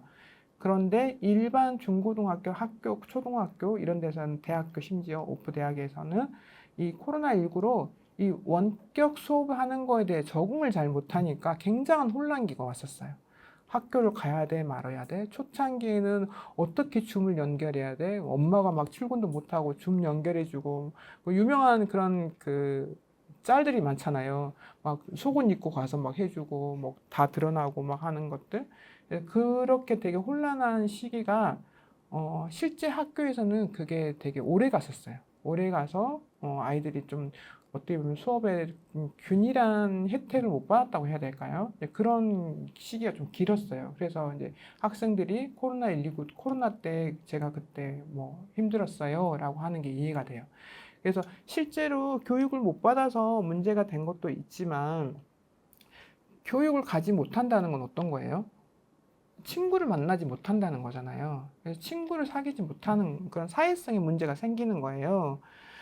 그래서 학업에 대한 적응이 어려운 것도 있지만 이런 감정을 어떻게 다스려야 될지 잘 모르는 혼란한 시기이기 때문에 감정에 대해서 이런 답답하거나 불안하거나 뭐 우울하거나 뭐 이런 부정적인 감정도 되게 많이 증가했다. 그리고 아까 말씀드린 것처럼 학교라는 곳을 가서 친구를 사귀어야 되는데 실제로 그걸 못하고 있기 때문에 고립이 되거나 내가 애롭다고 느끼거나 친구가 없다고 느끼거나 이런 것들을 느끼는 것들이 되게 많이 늘었다. 그리고 이걸 학생이나 어린 청소년들만 이걸 느끼는 게 아니라 교사나 학부모 이런 국민들도 심지어 이 코로나로 인해서 되게 어렵고 적응하기 어렵다라는 호소를 많이 했었고 그러니 이게 청소년한테 미친 영향이 상당히 크겠구나라는 것을 우려하고 있다는 거죠. 그래서 이런 연구들이 되게 많이 있는데 이런 코로나가 미친 영향이 청소년에게 그대로 반영이 돼서 실제 청소년 상담 현장에서 드러나고 있다. 이런 거를 좀 말씀드리고 싶어서 자료를 가져와 봤습니다. 그리고 이제 그 청소년 국립정신건강센터라는 곳이 있어요. 거기서 이렇게 매년 이렇게 그 청소년에 대한 보고서를 작성을 하는데 그러면 우리가 만나는 청소년들이 과연 어떤 어려움을 호소하고 있는가 이런 걸 통계로 요즘은 다 이렇게 이미지로 다 만들어 놓더라고요. 여기 보면 전체 대상이 소아 만 6세부터 17세 청소년에 해당하는 그런 대상으로 설문을 한 거잖아요. 조사를 한 건데 이 평생 유병률이 왼쪽에 있고 현재 1년 이내에 내가 이런 병에 대해서 치료를 받았다라는 게 이제 오른쪽에 있는데 우리나라 청소년들의 평생 유병률은 16.1%라고 해요. 그런데 현재 유병률은 7.1%인 거죠. 올해 1년 내에 이렇게 7.1%의 청소년들이 이제 뭔가 어려움이 있다. 정신 건강에 어려움이 있다. 이런 게 나왔고요. 지금 잘 보시면 이게 두드러지게 딱 그래프가 나타난 곳이 있죠. 파괴적 충동 조절 및 품행 장애. 이게 청소년들한테 요즘 많이 나타나는 어려움 중에 하나인데 이 부분에 대해서 지금 보면 평생 유병률이 4.4%인데 이 청소년 층에서 6.2%로 가장 높잖아요. 그건 뭐냐면 이 어려움이 청소년기에 두드러진다 이렇게 알 수 있겠죠. 그리고 이 문제가 현재 유병률도 지금 4.1%가 되잖아요. 그래서 상당히 높은데 아까도 말씀드렸듯이 폭력이나 뭔가 그 교칙을 위반하거나 하는 문제들은 실제 상담 현장으로 바로 오지 않아요.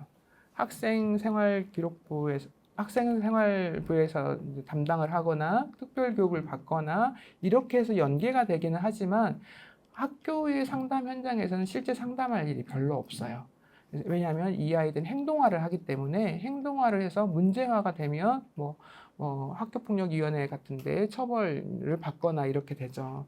그래서 이제 유병률은 높지만 실제 저희들 만나기는 쉽지 않다.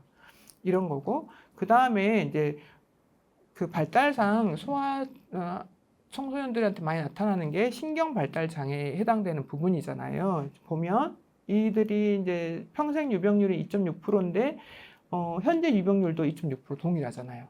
왜냐하면 딱 이 시기에 발병하는 장애이기 때문에 이제 그렇고요. 그럼 여기에 해당하는 장애의 종류가 뭐가 있느냐라고 보면 저희가 잘 알고 있는 ADHD, 그리고 자폐 스펙트럼, 뭐 틱장애 이런 것들이 있잖아요.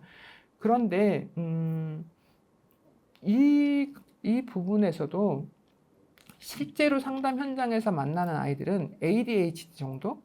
이 정도 아이들을 만나지 자폐 아이들을 만나기는 상당히 어려워요. 혹시나 뭐 발달 심리사나 또 놀이치료 하시는 분들, 미술치료 하시는 분들은 좀 더 만나실 수 있을 거예요. 근데 청소년 상담을 하거나 실제로 언어 상담을 하시는 분들은 이런 특수 어떤 장애를 갖고 있는 친구들 만나기는 어려워요.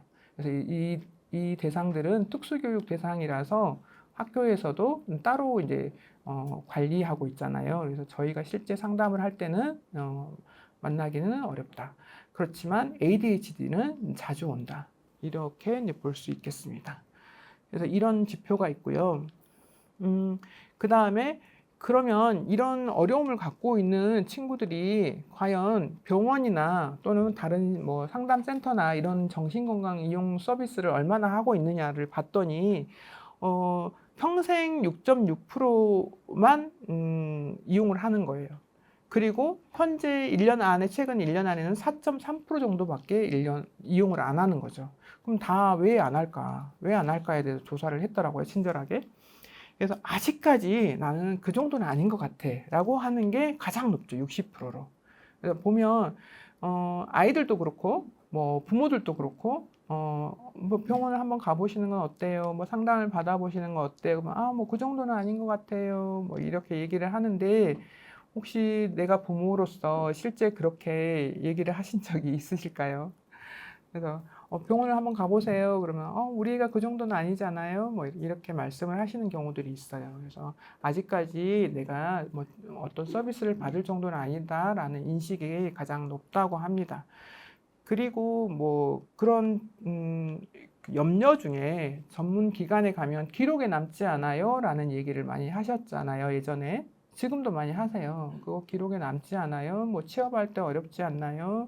또는 군대 갈 때 불이익이 있지 않나요? 이런 얘기를 하잖아요. 근데 이런 의료 기록들은 본인의 동의가 있지 않으면 열람할 수 없고 다른 기관에 당연히 제출할 수 없습니다. 요구하면 거절할 권리가 본인한테 있는 거죠. 그래서 이게 뭐 노출이 되거나 유출이 돼서 다른데 뭐 제공이 된다 이런 일은 없죠.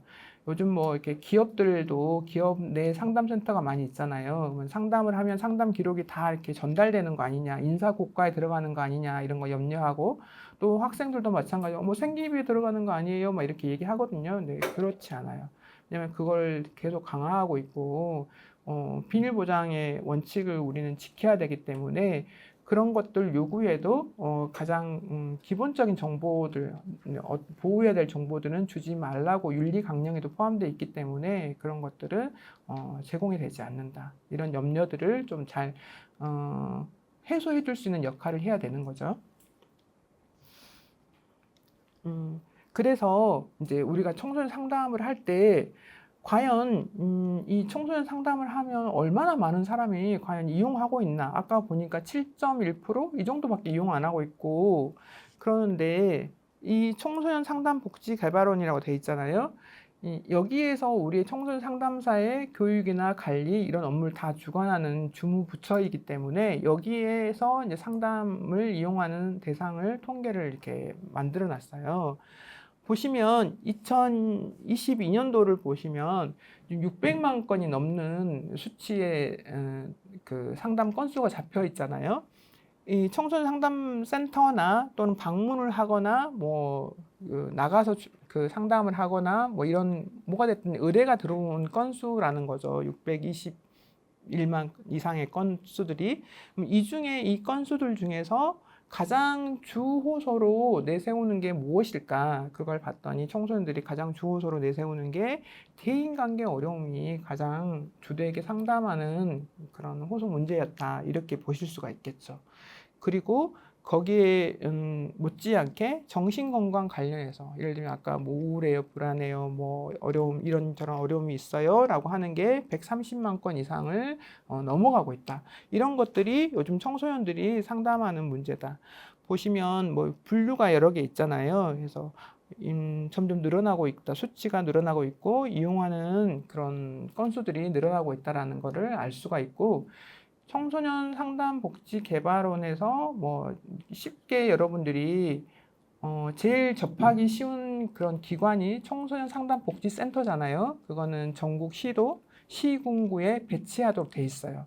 그래서 가장 가까운 구에 다 청소년 상담 복지 센터가 있을 거예요. 그러면 청소년 상담 복지 센터에서 근무하는 상담사의 유형은 전일제로 근무하는 전일 상담사가 있고 시간제로 근무하는 시간제 동반자 같은 경우들이 있고 여러 유형의 근무 형태가 있어요. 그리고 1388이라는 이제 통합 사이트를 운영을 하더라고요. 1388에서 하는 게 대면 상담만 하는 게 아니라 전화 상담, 온라인 화상 상담, 채팅 상담, 문자 상담 이런 것들이 다양한 채널을 통해서 상담을 하고 있고 챗봇 상담도 하고 있고 그렇게 해서 이제 청소년들이 여러 루트를 통해 상담을 할 수 있게 돼 있고 또 청소년 상담을 청소년들이 많은 이런 그 혜택을 받기 위해서 나라에서 되게 많이 개발하고 있는 것들이 있어요. 그래서 이 외에도 더 많은 기관들이 청소년을 대상으로 상담을 제공하고 있다. 이렇게 이해하면 좋겠습니다. 지금 그러면 우리가 이제 실제로 상담을 해요. 상담을 한다면 이들이 가장 주되게 호소하는 게 뭘까? 이걸 이제 좀 청소년 정신건강의 특징을 좀 이제 살펴보려고 하는데 아까 코로나19 이후에 그 되게 혼란했기 때문에 불안함을 많이 호소한다고 했잖아요. 제가 만나본 친구들 대상으로 이렇게 보면 청소년 불안이 저는 가장 큰 특징이라고 봐요. 물론 되게 우울해요라고 하지만 지금 청소년들 대상은 불안이 가장 저는 두드러지는 특징이라고 보거든요. 그러면 어떤 특징들을 보이냐? 그러면 이 불안을 나타내는 그런 특징들이 있잖아요. 두려움이나 걱정, 그리고 내가 할 수 있음에도 불구하고 난 절대 할 수 없어. 막 이런 생각들을 갖고 있는 거의 공포 수준의 그런 두려움들이 있죠. 이런 게 이제 그 불안의 특징인데 지금 여기 보면 이 MSD 매뉴얼이라는 곳이 소아 청소년을 대상했기 때문에 이렇게 이제 써 있는데 초기에는 청소년 소아기 때는 아이들이 자기의 의사표현을 잘 못한다거나 감정을 잘 이해하거나 또는 표현하는 게 어려워서 이게 신체화로 드러나잖아요. 그래서 어디가 아프다는 얘기를 많이 하죠. 배가 아파요, 머리가 아파요, 막 이렇게 해서 뭘 못하겠다. 주된 이유가 학교를 안 가겠다. 막 이렇게 얘기를 하잖아요. 그래서 신체화로 나타나고 있어서 그렇다. 이렇게 이해를 할 수 있겠고, 그럼 신체로 나타나면 정말 이게 신체상의 질병인지 또는 이게 심리적인 이유인지 이게 구분을 해야 되니까 의사들한테 가서 뭐 진료를 받거나 검사를 받거나 이제 이렇게 하는 거죠. 그러고 나서 이 아이가 심리적인 이유인 것 같아요. 신체상의 어려움은 없는 것 같아요라는 진단을 받아야 그래야 이제 다음 상담센터로 오는 것 같아요. 그렇게 해서 상담센터로 오고 그 다음에 이제 이 불안이 심해지면 약을 복용해서 도움을 받잖아요. 요즘은 그 불안으로 인해서 뭐 불안 장애가 아닐지라도 약물을 복용하는 청소년들이 많이 늘었더라고요. 그래서 어떤 약을 먹고 있어라고 하면 불안하니까 불안에 도움이 되는 약을 먹고 있어요라는 친구들이 예전보다 정말 많이 늘었어요. 그래서 이들이 약물 복용도 하고 있다. 그래서 뭐 소아들은 분리불안이나 사회불안, 공황장애 이런 것들로 인해서 어려움을 호소할 수도 있는데 제가 만나본 청소년들은 거의 이제 중고등학교 대상들이 더 많기 때문에 발표 불안을 그렇게 많이 호소를 해요. 발표 불안을 호소하고 또 요즘은 수행평가가 많기 때문에 수행평가에 대한 두려움을 많이 호소하고 있어서 아마 중고등학교 대상의 청소년들은 사회 불안이 가장 높지 않을까. 그 다음에 이제 대학생 이후에 초기 성인기로 가면 이제 공황장애 뭐 이런 것들이 좀 있는 친구들이 있더라고요. 그래서 이게 불안장애가 불안이라는 어떤 그 심리적 어려움이 있는 거를 초기에 잘 치료하지 않으면 이게 성인기까지 이어질 수 있고 평생 그거를 관리하고 조절해야 되는 그런 어려움이 있다. 이런 게 있기 때문에 어려서부터 잘 관찰하고 잘 치료하고 도움을 받는 게 중요하겠다. 이런 생각이 들었습니다. 그 다음에 또 하나의 가장 중요한 그 줄기 중에 하나죠. 우울. 우울은 그냥 뭐 태어나면서부터 우울한 것 같아요 라는 뭐 사람들도 있는데 실제로 그런 애들이 있어요. 전 태어날 때부터 그랬어요. 그럼 진짜 너 갓난이 때부터 그랬어? 이렇게 제가 막 물어보거든요. 근데 그렇게 자기가 우울하다고 느끼는 친구들이 많이 있어요. 그래서 청소년 우울의 문제도 되게 이제 우리가 심각하다고 말을 하는데 저는 두 줄기가 불안과 우울이라고 생각을 해서 청소년 우울의 특징도 이렇게 써놨는데 우리가 이제 그 이론 공부를 하시기 때문에 성인의 우울과 청소년의 우울이 다르다는 건 아시죠? 청소년의 우울은 이렇게 뭔가 짜증이나 과민하거나 이런 것들로 드러나잖아요. 그래서 그런 걸 잘 살펴야 되고, 어떨 때 짜증이 나는지, 어떻게, 어떤 상황이나 또는 어떨 때 좀 네가 그렇게 과민하게 받아들이는지 이런 것들 잘 살펴서 이렇게 도움을 줘야 되는 게 상담에서 좀 필요한 것 같습니다. 그래서 이런 특징들이 저기 보면 기분 조절이라고 돼 있잖아요. 오타입니다. 기분입니다. 기분 조절 부전 장애인데 계속해서 이 아이들이 뭔가 모르게 우울하다 느끼는 거죠. 그러면 이게 만성이 되잖아요. 만성이 되면 주요 우울 장애로도 번질 수 있고 다른 또 질병으로도 번질 수 있기 때문에 잘 조절되는 게 중요하죠. 그래서 이렇게 기분 조절이 안 되면 밑에 이러한 특징들이 나타나고 있어요. 뭐 슬퍼하거나 뭐 상실에 대한 비애감이나 이런 것도 있을 수 있고 화를 잘 참지 못한 이런 특징들이 있을 수 있고 친구하고 사회적 관계에서 단절감을 느끼기도 하고 실제로 단절하려고 하기도 하고 이런 특징들이 있죠. 그리고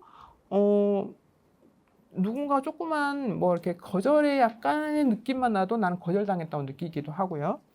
그래서 이런 특징들이 나는데 이게 청소년기 왜 중요하냐면 학업 성적과 연결이 되잖아요. 그래서 학습 능력이 좀 떨어지기 때문에 청소년에게 우울은 되게 중요하다 이렇게 되고 또 이 수면 문제가 가장 중요한 부분 중에 하나잖아요. 그래서 상담에 오면 잠은 잘 자고 있니? 이걸 꼭 물어보셔야 돼요. 우리 신체 활동하는데 가장 중요한 영역 중에 잠 잘 자고 밥 잘 먹고 잘 싸니 이걸 잘 물어봐야 되잖아요. 그것만 잘해도 어쨌든 일반적인 생활은 잘하는 거기 때문에 잠은 잘 자니? 라는 걸 꼭 물어보셔서 잘 자요? 라면 어떻게 자니? 몇 시에 자고 뭐 중간에 깨거나 이러진 않니? 라는 거 꼭 확인하셔야 돼요. 그러면 애들이 중간에 아니 뭐 제가 중간에 깨는 것 같아요. 뭐 이렇게 얘기하기도 하거든요. 그래서 수면이 굉장히 중요한데 우울한 특징을 갖고 있는 아이들은 이렇게 잘 자지 못하거나 또 심지어 너무 많이 자거나 이러는 특징을 보일 수 있다. 꼭 이렇게 잠을 많이 자는 사람들이 다 우울해요 이건 아닙니다. 이런 특징을 보인다는 거예요. 그리고 이제 뭐 체중의 증가 유무도 되게 중요하잖아요. 뭐 갑자기 살이 쪘거나 갑자기 살이 빠졌거나 이런 것도 우리가 심리적인 어떤 어려움을 해소할 때 또는 그 문제를 다룰 때 매우 중요한 부분이어서 이제 체중에 대해서도 중요한 걸 써놨고 그 다음에 이들이 우울이 지속되면 삶의 가치에 대해서 별로 그 무가치감을 느끼거나 뭐 희망이 없다고 느끼거나 그렇기 때문에 죽음과도 연관되는 생각들을 많이 하잖아요. 그래서 아까 일상적인 언어로 죽고 싶다라고 한다고 하지만 실제로 우울감을 갖고 있는 아이들은 말없이 죽고 싶다는 생각을 하기도 해요. 그러면서 이제 뭐 자해를 하거나 뭐 자살 시도를 하거나 이런 특징을 보일 수 있죠. 그렇기 때문에 정말 면밀히 잘 관찰하는 게 매우 중요한 이제 영역인 것 같아요. 그래서 뭐 귀중한 소유물을 나눠준다 이런 경우는 정말 자살을 계획하거나 자살하려고 하는 사람들의 특징이잖아요. 근데 이런 경우들은 제가 거의 만나본 적이 없는데 이런 특징을 보인다면 심각한 사인 중에 하나다 이렇게 볼 수가 있을 것 같습니다. 자, 이제 실제 상담을 하면 어떻게 상담을 할 것인가 제가 이제 윤리 강령부터 이제 조금 살펴보겠는데요. 저희가 상담을 하면 여러분 아마 시험 볼 때 윤리 강령 혹시 다 보셨나요? 필기 공부하실 때 윤리 강령 잘 안 보시나요? 필기에도 윤리 강령에 대한 문제가 나오기 때문에 청소년 상담사 윤리 강령은 꼭 확인해 보시기 바랍니다. 그 상담을 할 때 상담자들이 윤리 강령에 좀 민감하고 또 그 윤리 강령을 잘 준수하려고 하는 게 저는 중요하다고 생각하거든요. 그래서 지금 여기 사전 동의에 대해서 가져왔는데 왜 사전 동의를 가져왔냐면 모든 항목이 다 중요해요. 윤리 강령에 남아 있는 것들이. 그런데 이 사전 동의는 청소년을 우리가 상담하기 때문에 만 14세 미만의 청소년에게는 사전 동의를 받아야 된다고 돼 있잖아요. 부모나 보호자나 또는 법정 대리인에게 청소년 상담을 할 때는 동의를 받아야 된다 돼 있는데 이거는 청소년 상담 복지센터 기준이라서 이렇게 만 10세 미만으로 돼 있어요. 근데 이거는 기관마다 다 달라서 여러분들이 실제 일을 하게 된다면 주의하셔야 되는 게 그거예요. 각 기관에 따라 다르다.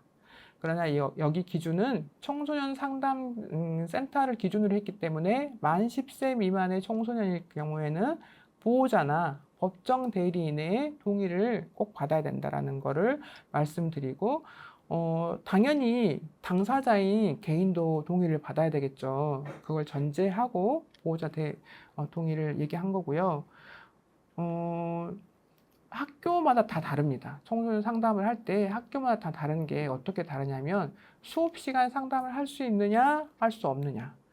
수업 시간에 상담을 하려면 여기 나온 것처럼 보호자 동의를 받아야 되잖아요. 다 가정통신문 보내서 동의를 받아야 됩니다. 그러지 않으면 학습권 침해라고 해서 상담을 할 수 없기도 하고 실제로 민원이 들어가요. 요즘 민원이 제일 무섭잖아요. 교육청에 막 민원 잘 넣습니다. 어머님들이 막 아버님도 그렇고 특히 어머님들이 민원을 많이 넣는데 왜 우리 애가 수업을 해야 되는데 상담을 했냐, 누구 맘대로 했냐, 막 이렇게 민원을 넣기 때문에 그런 거를 매우 중요시해요. 그래서 이제 학교에서 예를 들어서 수업 시간에 상담할 수 없습니다. 그러면 안 해야 돼요. 그걸 갖고 싸울 수는 없어요. 학교하고 싸울 수는 없기 때문에 학교의 규정에 따라서 진행하면 돼요. 만약에 학교에서는 수업 시간 상담이 안 되는데 정말 중요한 위기 상담이라든지 또는 학교에서 적응을 잘 못하는 아이들이라든지 이런 애들은 선생님들이 알아서 보내죠. 좀 우리 애 좀 맡아주세요. 수업 시간에 좀 데리고 있어주세요. 뭐 이렇게 해서 실제로 데려오기도 합니다. 그런 아이들은 위기 상담일 때는 뭐 동의 필요 없이 바로 이제 개입이 들어가야 돼서 생략이 되기도 합니다. 그래서 청소년 상담을 할 때 학교에서 수업 시간에 상담을 하는 경우면 참 다행이죠. 왜냐하면 그만큼 도움을 필요로 하는 아이들을 바로바로 도와줄 수가 있고 또 상담사도 뭐 일 다 끝난 다음에 상담을 하려면 지치기도 하잖아요. 그래서 수업 시간에 상담을 하면 좋은데 그렇지 않은 학교들도 있기 때문에 그건 기관과 잘 협의하는 게 좋고 기관의 어떤 규정을 따르는 게 좋겠다 이렇게 말씀을 드립니다. 이제 본격적으로 제가 이제 상담사로 일을 하면서 만나본 친구들이 어떤 특징이 있는가 조금 말씀을 드리고 싶은데요. 제가 초등학교 때 근무할 때는 그때는 뭐 전문 지식도 많이 부족하고 수련도 받아본 적도 없고 또 슈퍼비전도 받아본 적도 없고 그래서 제 마음대로 정말 상담을 했던 것 같은데 그때 이제 만났던 친구들이 오면 아, 선생님 누가요? 막 이렇게 했고요. 막 이렇게 친구 관계에 대해서 많이 일러러 오거든요. 그래서 그랬어. 그럼 어떻게 했어? 뭐 어떻게 했는데요? 뭐 이러다가 다음날 아, 우리 하해했어요. 막 이러고 같이 오기도 하고 막 이러거든요. 그래서 친구 관계에 대한 어려움이 초등학교에는 공통적으로 있는 것 같아요.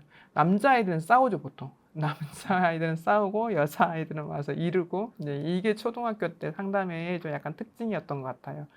그리고 이제 남학생들 같은 경우는 초등학교 때 ADHD가 있는 아이들이 되게 좀 두드러졌던 것 같아요. 흔하기도 했었고 그러다 보면 이 아이들이 좀 심한 아이들은 정말 선생님 말을 안 듣거든요. 선생님 말 안 듣고 거짓말하고 뭐 거짓말 너무 잘해요. 앞에서 선생님 저 있잖아요. 화장실 좀 갔다 올게요. 이러고 도망가고요. 그래서 막 손 꼭 잡고 다녀야 되고 막 이러는데 이 ADHD가 있는 학생들이 초등학교 때 이제 좀 통제가 안 되다 보니까 그런 상담을 좀 해달라고 이제 요청을 하는 경우들이 많고 그때 이제 그런 좀 심각한 아이가 있어서 꼭 병원을 가보셔라. 이 아이는 좀 치료가 필요하고 이왕이면 약물도 좀 복용하면 좋겠다라는 안내를 드렸건만 우리 아이는 아직 그럴 때가 아닌 것 같습니다. 뭐 나중에 문제가 될 수 있을 것 같습니다. 그래서 그때 당시는 치료를 안 받았던 것 같아요. 그래서 그런 이제 아이들이 있었던 것 같고 그리고 이제 뭐 사소하게 규칙 위반하는 아이들이 너무 많죠. 남학생들 같은 경우는 이제 그런 특징이 초등학교 때 좀 많았던 것 같고 여학생들 같은 게 저 왕따 문제는 뭐 초, 중, 고를 뭐 넘나드는 것 같아요. 이 왕따 문제는 가장 심각한데, 근데 이제 초등학교에서 왕따 문제는 아까 말씀드린 것처럼 뭐 이르잖아요. 누가 이랬어요, 저랬어요. 이렇게 이르는 형태로 이제 뭐 제가요, 뭐 저 없는데 이런 얘기를 했대요. 뭐 이렇게 일러서 이렇게 왕따 문제를 얘기하고 오는데 이제 고학년이 되면 5, 6학년이 되면 조금 그게 질이 좀 달라지죠. 정말 약간 폭력성을 나타내요. 사이버 폭력이나 뭐 이런 정서적 폭력이나 이런 걸 나타내는 그런 폭력의 형태가 조금 두드러지는 게 이제 고학년들의 특징인 것 같아요. 그러면 진짜 실제로 이제 문제가 돼서 좀 개입이 들어가야 될 필요도 있고 이랬던 것 같습니다. 그리고 초등학생들이 보통은 크리에이터라고 아시죠? 크리에이터가 되겠다는 그런 꿈을 갖고 있는 아이들이 많아요. 왜냐하면 유튜브를 많이 보다 보니까 유튜브를 생성하고 또 유튜브에서 뭐 예를 들면 게임 같은 거 막 나방을 한다든지 막 이런 걸 하니까 거기에 막 푹 빠져가지고 막 저도 그런 사람이 되고 싶어요. 이런 크리에이터가 되고 싶다는 아이들이 많았었거든요. 그리고 뭐 의사나 선생님이 되겠다 뭐 이런 아이들이 이제 동일하게 있는 것 같아요. 그래서 크리에이터가 되고 싶다는 아이들이 많았을 때 저는 그거하고 밥 먹고 사나 그랬거든요. 근데 지금 가장 인기 있는 직업 중에 하나가 크리에이터잖아요. 그래서 내가 세상을 모르는구나 막 이랬는데 아무튼 아이들이 좀 그 시대에 맞춰서 이렇게 좀 진로가 변화가 되고 있는 것 같습니다. 그 다음에 이제 중학교는 아까 말씀드린 것처럼 수행평가. 중학교의 특성이 조금 이제 초등학교와 양상이 달라져요. 어떤 부분이 달라지냐면 초등학교는 40분 수업이잖아요. 40분 수업이고 수업 중에 내가 화장실에 가고 선생님 저 화장실 갈래요. 그러면 갔다 와 해야 돼요. 왜냐면 인권 문제 때문에 못 가게 할 수가 없어요. 그래서 자유롭게 이동이 가능해요. 초등학교 때는. 그랬는데 중학교 갔더니 앉아 있어야 되고 45분 견뎌야 되고 무슨 너무 수업은 양은 많아지지 어렵지 뭐 수행평가 보지 이동 수업하지 그래서 중학교에 적응하는 걸 상당히 어려워해요. 1학년 때 신체는 초등학생인데 해야 되는 일들이 굉장히 많이 늘기 때문에 적응에 대한 어려움을 상당히 많이 호소를 해요. 그리고 아까 말씀드린 것처럼 수행평가를 할 때 발표 불안에 대해서 되게 많이 호소를 해요. 그래서 그때 발표를 해야 되는데요. 애들이 다 자기만 보고 못할 것 같다 그러고 다 나만 보고 있을 것 같고 너 왜 그렇게 못해 막 이럴 것 같다 그러고 그래서 그날이 안 왔으면 좋겠고요. 학교를 안 오고 싶고요. 어떻게 하면 수행평가를 안 할 수 있을까요? 막 이러거든요. 근데 수행평가가 굉장히 자주 있음에도 불구하고 수행평가에 대한 두려움이 상당히 커요.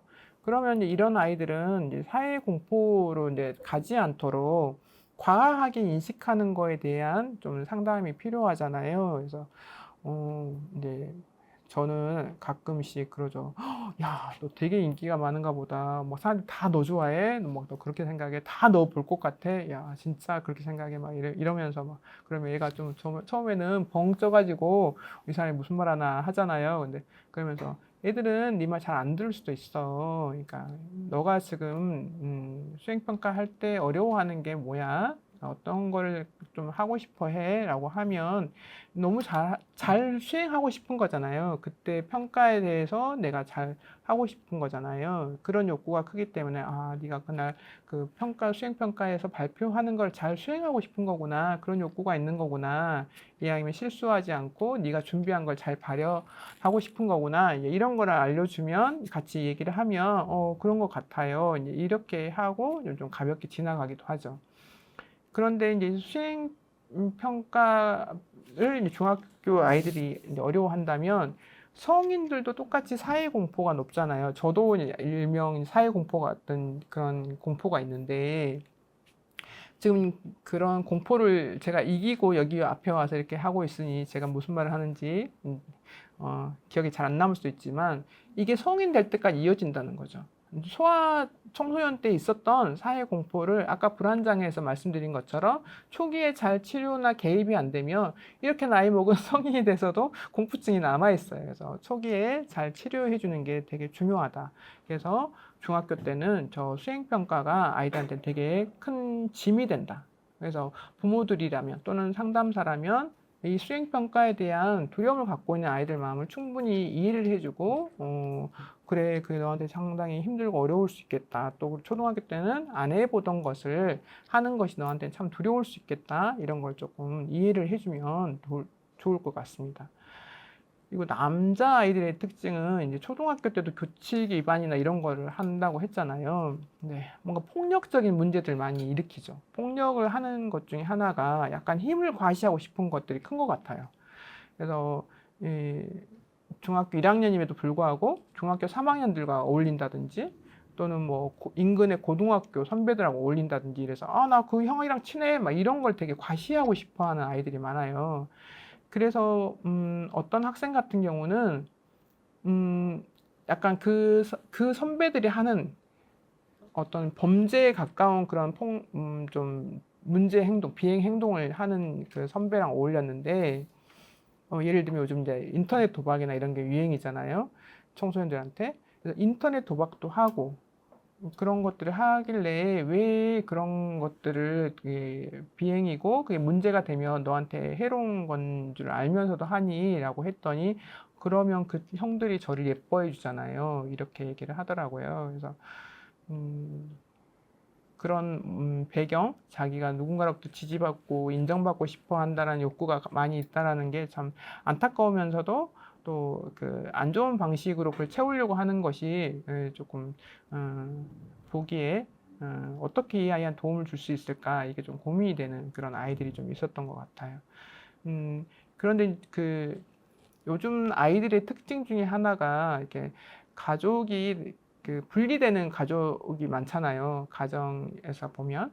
그런 특징들을 갖고 있는 아이들이 많기 때문에 남자 아이들 같은 경우는 성인 남자로부터 뭔가 이성화를 하거나 모델링을 하거나 이런 것들을 배울 수 있는 시기가 있는데 그런 시기를 놓친 아이들은 뭔가 심리적인 방황을 많이 하죠. 그래서 그 대체할 수 있는 대상을 찾는 것 같아요. 그 선배나 또는 뭐 형이나 이런 대상들과 같이 어울리면서 걔네들이 하라는 거. 요즘 아이들이 좀 영악한 아이들은 되게 영악하잖아요. 자기는 안 걸리고 싶으니까 시키잖아요. 네가 가서 해와. 뭐 해. 막 이렇게 시키는데 그걸 나는 인정받고 싶으니까 하는 거예요. 그리고 이 뒤에 자료도 있지만 촉법 소년이기 때문에 안 걸린다라는 그런 굉장히 강한 자신감이 있어요. 심지어 내가 누구를 죽이겠다 막 이래놓고 촉법소년이잖아요. 안 걸리잖아요. 뭐 저는 벌 안 받잖아요. 막 이래요. 아니 벌 받거든. 너무 심한 걸 하면 벌 받아. 그러니까 하지 마. 막 이렇게 하는데 좀 그런 것들.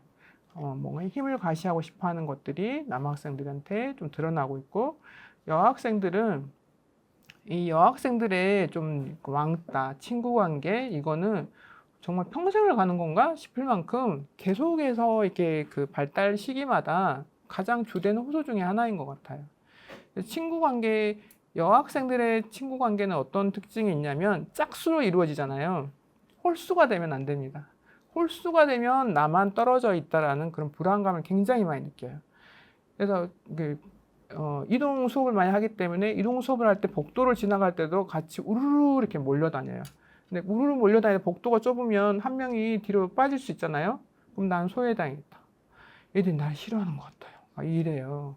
그래서 이 짝수에 대해서 어떻게 이거 깰 수 있을까?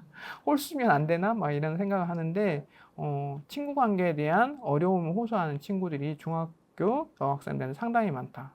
이런 게 있습니다. 그리고 이제 진로에 대해서 물어보면 선생님이 되고 싶다는 아이들이 여전히 많이 있어요. 선생님들이 참 힘들다고 하는데도 불구하고 여전히 선생님이 되고 싶다. 이런 아이들이 많이 있는데 제가 저기 공무원 옆에다 안정적인 직업이라고 해놨잖아요. 제가 이제 물어봐요. 넌 나중에 뭐가 되고 싶어? 그러면 안정적인 직업이요. 그러면 그건 누가 얘기한 거야? 그럼 제가 얘기했어요. 누가 그런 말을 했는데 그러면은 엄마가 그러던데요. 이래요. 아이들이 표현이 안정적인 직업이라고 그래요. 중학교 1학년이면 안정적인 직업이 아니라 자기가 막 되고 싶은 거에 대해서 얘기할 수 있는 시기잖아요. 그런데 집이나 사회에서 얼마나 이 경제 불황이나 또는 앞으로 진로에 대한 불확실성에 대한 언급을 많이 하는지 안정적인 걸 그렇게 추구하고 있습니다. 그래서 안정적인 직업을 갖고 싶다. 너는 그럼 안정적인 직업이 뭔 것 같아? 공무원 아닌가요? 막 공무원 이제 점점 숫자가 줄어들거나 인구가 지금 점점 소멸해 가고 있거나 이런 지역들이 많이 있기 때문에 공무원이 꼭 안정적인 직업인가? 이건 좀 의문이긴 한데 아이들이 안정적인 직업을 갖고 있다는 것을 언급할 때 좀 씁쓸했어요. 정말 자기가 원하는 거를 얘기할 텐데 벌써 그걸 생각을 하고 있구나 이런 게 좀 씁쓸했었고 그 다음에 이제 중학교 되면 조금 더 이제 크리에이터보다는 자기가 직접 뭔가를 꾸미고 만들고 이런 걸 하고 싶어 해요. 그래서 예전에는 프로 게이머를 많이 얘기했는데 지금 프로그래머를 한다든지 유튜브나 이런 영상을 제작하겠다든지 뭐 이런 아이들이 많이 있고 실제로 그렇게 운영하는 아이들이 많이 있어요. 유튜브를 이용하는 아이들이 많이 있고 그리고 이제 중학교에서 애들이 요즘은 아무나 이렇게 유튜브도 하고 나방도 하고 그러잖아요. 그래서 어떤 문제까지 있느냐면 그 아이들의 발상은 정말 이해하기 어려운데 나방을 한 채로 친구 집을 찾아가서 막 자기가 욕을 한다거나 막 뭐 시비를 거는 거죠. 이걸 실제 라이브 방송을 하면서 이렇게 하는 거예요. 그러면 상대는 나는 아무 그 대책을 갖고 있지 않은 상태에서 무방비로 노출이 되는 거잖아요. 그렇게 해서 뭔가 범죄를 일으킨다고 하니까 어떻게 보면 좀 심각하기도 하고 인식의 개선이 좀 필요하겠다 이런 생각이 들어서 요즘 아이들이 어떤 생각하고 사나 그런 생각이 들었어요. 그래서 무섭구나. 요즘 애들 무섭다. 이런 생각이 들었습니다. 고등학교로 가면 조금 더 문제의 난이도가 좀 올라가는 것 같아요. 근데 고등학교를 가면 대학이라는 것이 이제 실감이 되는 시기잖아요. 그래서 이 대학에 대한 걱정을 정말 많이 해요. 공부를 잘하고 못하고 다 대학에 대한 걱정을 하거든요. 공부를 못한다고 해서 대학에 대한 걱정을 안 하는 게 아니에요. 그래서 정말 그 아이들도 대학에 잘 가고 싶고 좋은 직업을 갖고 싶어 하는 욕구가 있는데 겉으로 드러나는 게 자기가 그렇게 성취하고 있지 못하기 때문에 전 대학 안 갈 거예요. 저는 그냥 뭐 막 살 건데요. 막 이렇게 얘기를 하고 있잖아요. 근데 그게 본 자기의 마음이 아닌 거죠. 그래서 잘 물어봐서 너는 어떤 걸 하고 싶은데 잘 안 되는 거니? 라는 걸 좀 알아주면 이 아이가 말을 좀 더 잘 하죠. 그래서 이들의 진로는 중학교 때 진로하고 조금 개념이 다르죠. 그래서 실감이 되는, 그래서, 예를 들면 그런 거예요.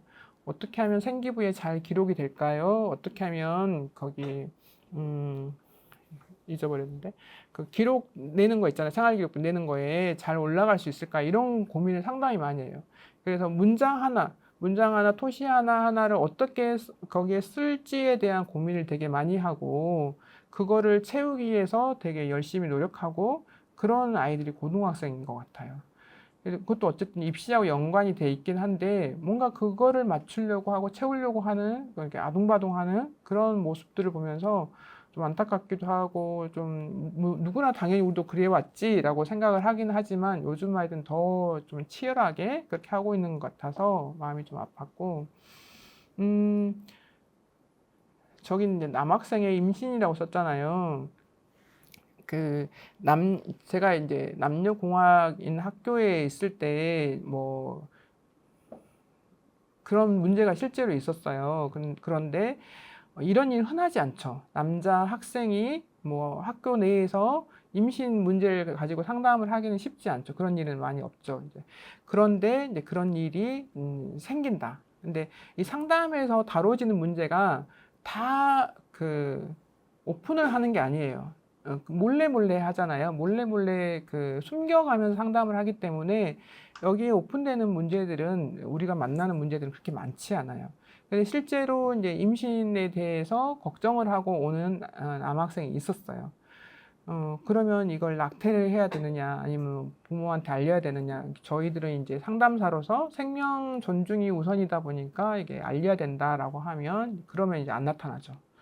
그래서 그런 어려움들이 있을 때 어떻게 해야 되나. 이게 윤리적인 문제잖아요. 윤리적인 문제에서 고민이 많이 되고, 그렇지만 그런 것들이 좀 어려울 때는, 도움을 받아야죠. 이제 교수님들이나 뭐 또는 슈퍼비전을 받거나 또는 또 동료 선생님들한테 도움을 받아서 어떻게 해결하면 좋을까요? 어떻게 도움을 줄 수 있을까요? 이런 것들을 조금 의논하면서 갈 수 있을 것 같아요. 근데 저런 이제 문제는 조금 있는 편이에요. 그리고 이제 수위가 좀 높아지다 보니까 법적인데 연루가 많이 돼요. 남자아이들 같은 경우 뭐 경찰서나 법정이나 이런 데 쓰는 일들이 잦아서 뭐 소년법에 의해서 처벌을 받거나 이런 경우들이 좀 중학생보다 조금 더 빈번하게 생기죠. 그래서 그런 이제 학교마다 상담사들이 하는 역할이 다 다른데 어떤 경우는 저런 걸 막 뒤처리도 해주는 상담사가 있기도 하고 어떤 경우에는 저런 사례를 아예 다루지 않는 학교도 있기도 하고 막 이렇게 좀 달라요. 그래서 저런 학생들을 만났을 때 나는 과연 어떻게 도움을 주고 어떻게 내가 개입을 할 수 있을까? 이런 이제 문제도 있다. 이런 걸 좀 알려드리고 싶었고 지금 여학생에 대해서 동성애를 제가 써놨잖아요.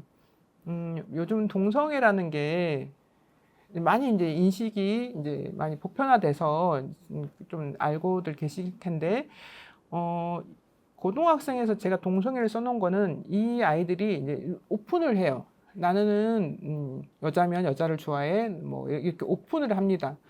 이전에는 내가 뭐 동성을 좋아한다는 걸 오픈을 하지 않았다면 고등학생 정도 되면은 자기 자신이 오픈을 하는데 약간 좀 결이 달라요. 정말 여성에 대한 동성의 그런 성적 취향이 있는 사람이 있는가 하면 약간 그게 문화 같은 거예요. 여자아이들이 여자를 좋아한다는 게 그 문화적인 걸로 흡수해서 이렇게 표현하는 그런 경우도 있어요. 그래서 잘 이렇게 들어보고 잘 얘기해야 되고 다뤄줘야 되고 그런 게 좀 필요한데 오픈하기 때문에 전적으로 약간 더 이렇게 스스로 오픈하기 때문에 제가 여자 고등학생에게 동성애라는 걸 써놨고요. 그 외에 인권이라고 제가 써놨잖아요. 실제로 그런 아이가 있었어요. 제가 상담을 뭐 한 건 아니고 이제 상담실에 와서 막 항의를 한 거죠. 왜 우리 학교에는 양성평등이 약간 좀 보편화되기 이전에 왜 남자 화장실하고 여자 화장실 따로 있느냐. 저도 너무 어이가 없었고, 그럼 당연한 거 아니야? 막 이랬는데, 그럼 어떻게 해야 되겠다. 그냥 화장실인 거지. 어떻게 남자 화장실, 화장실 따로 있을 수 있냐. 아, 그래?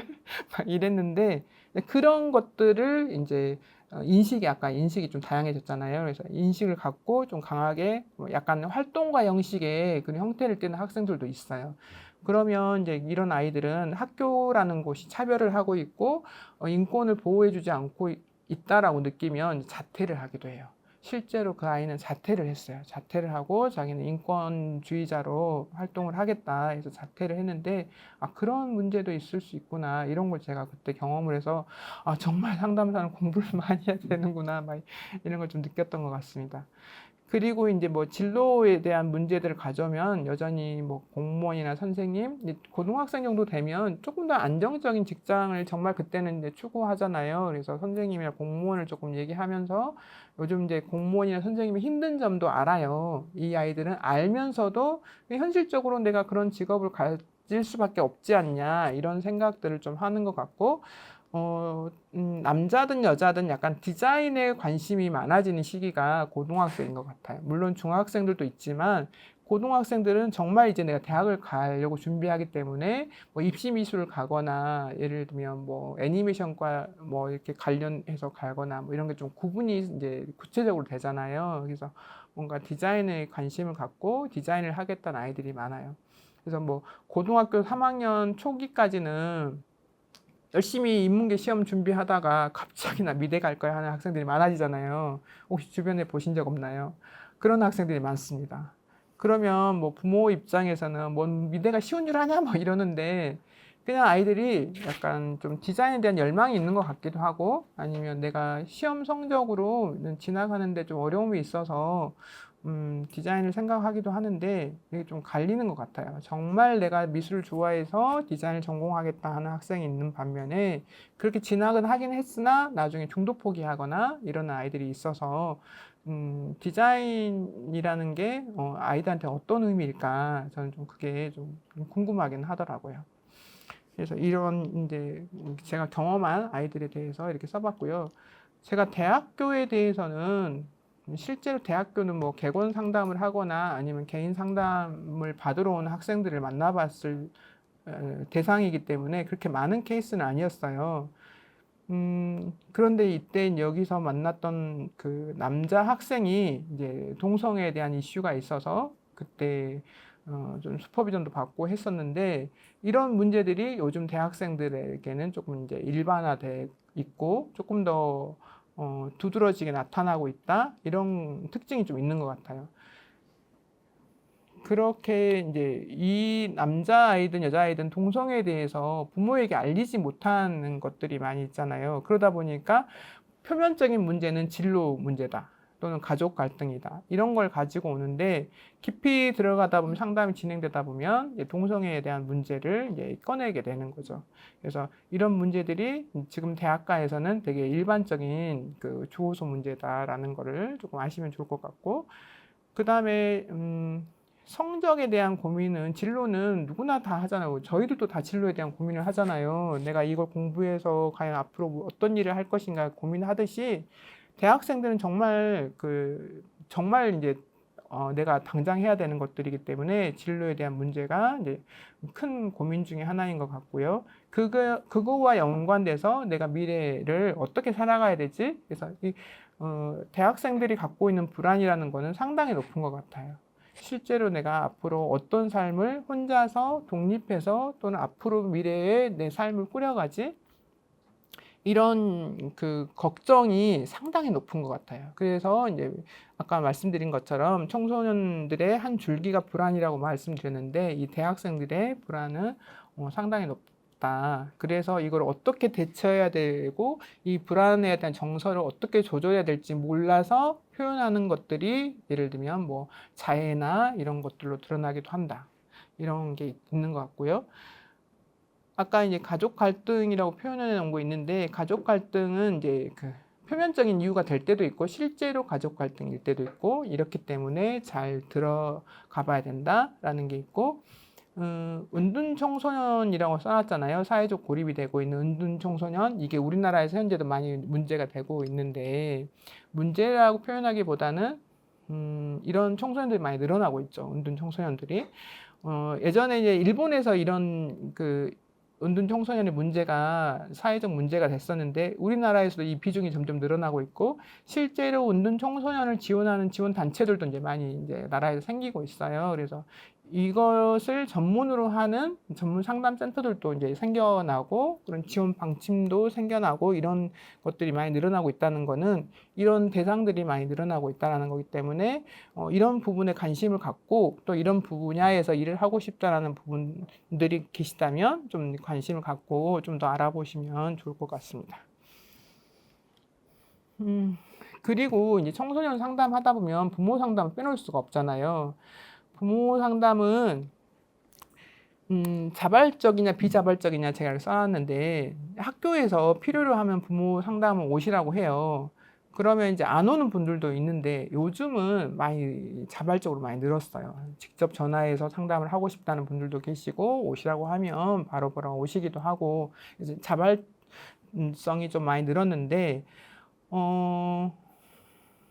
그 최근에 제가 상담한 케이스 중에 하나가 약간 아까 은둔 청소년하고는 좀 연결이 되는데 그 아버님이 먼저 상담을 신청을 하신 거예요. 그래서 너무 깜짝 놀랐어요. 보통은 엄마들이 상담을 신청하는데 어떻게 아버님이 신청을 하게 됐냐 라고 굉장히 막 지지해주고 대단하시다 막 이렇게 해줬는데 아버지들의 적극적인 참여가 늘었다는 게 최근에 약간 추세인 것 같아요.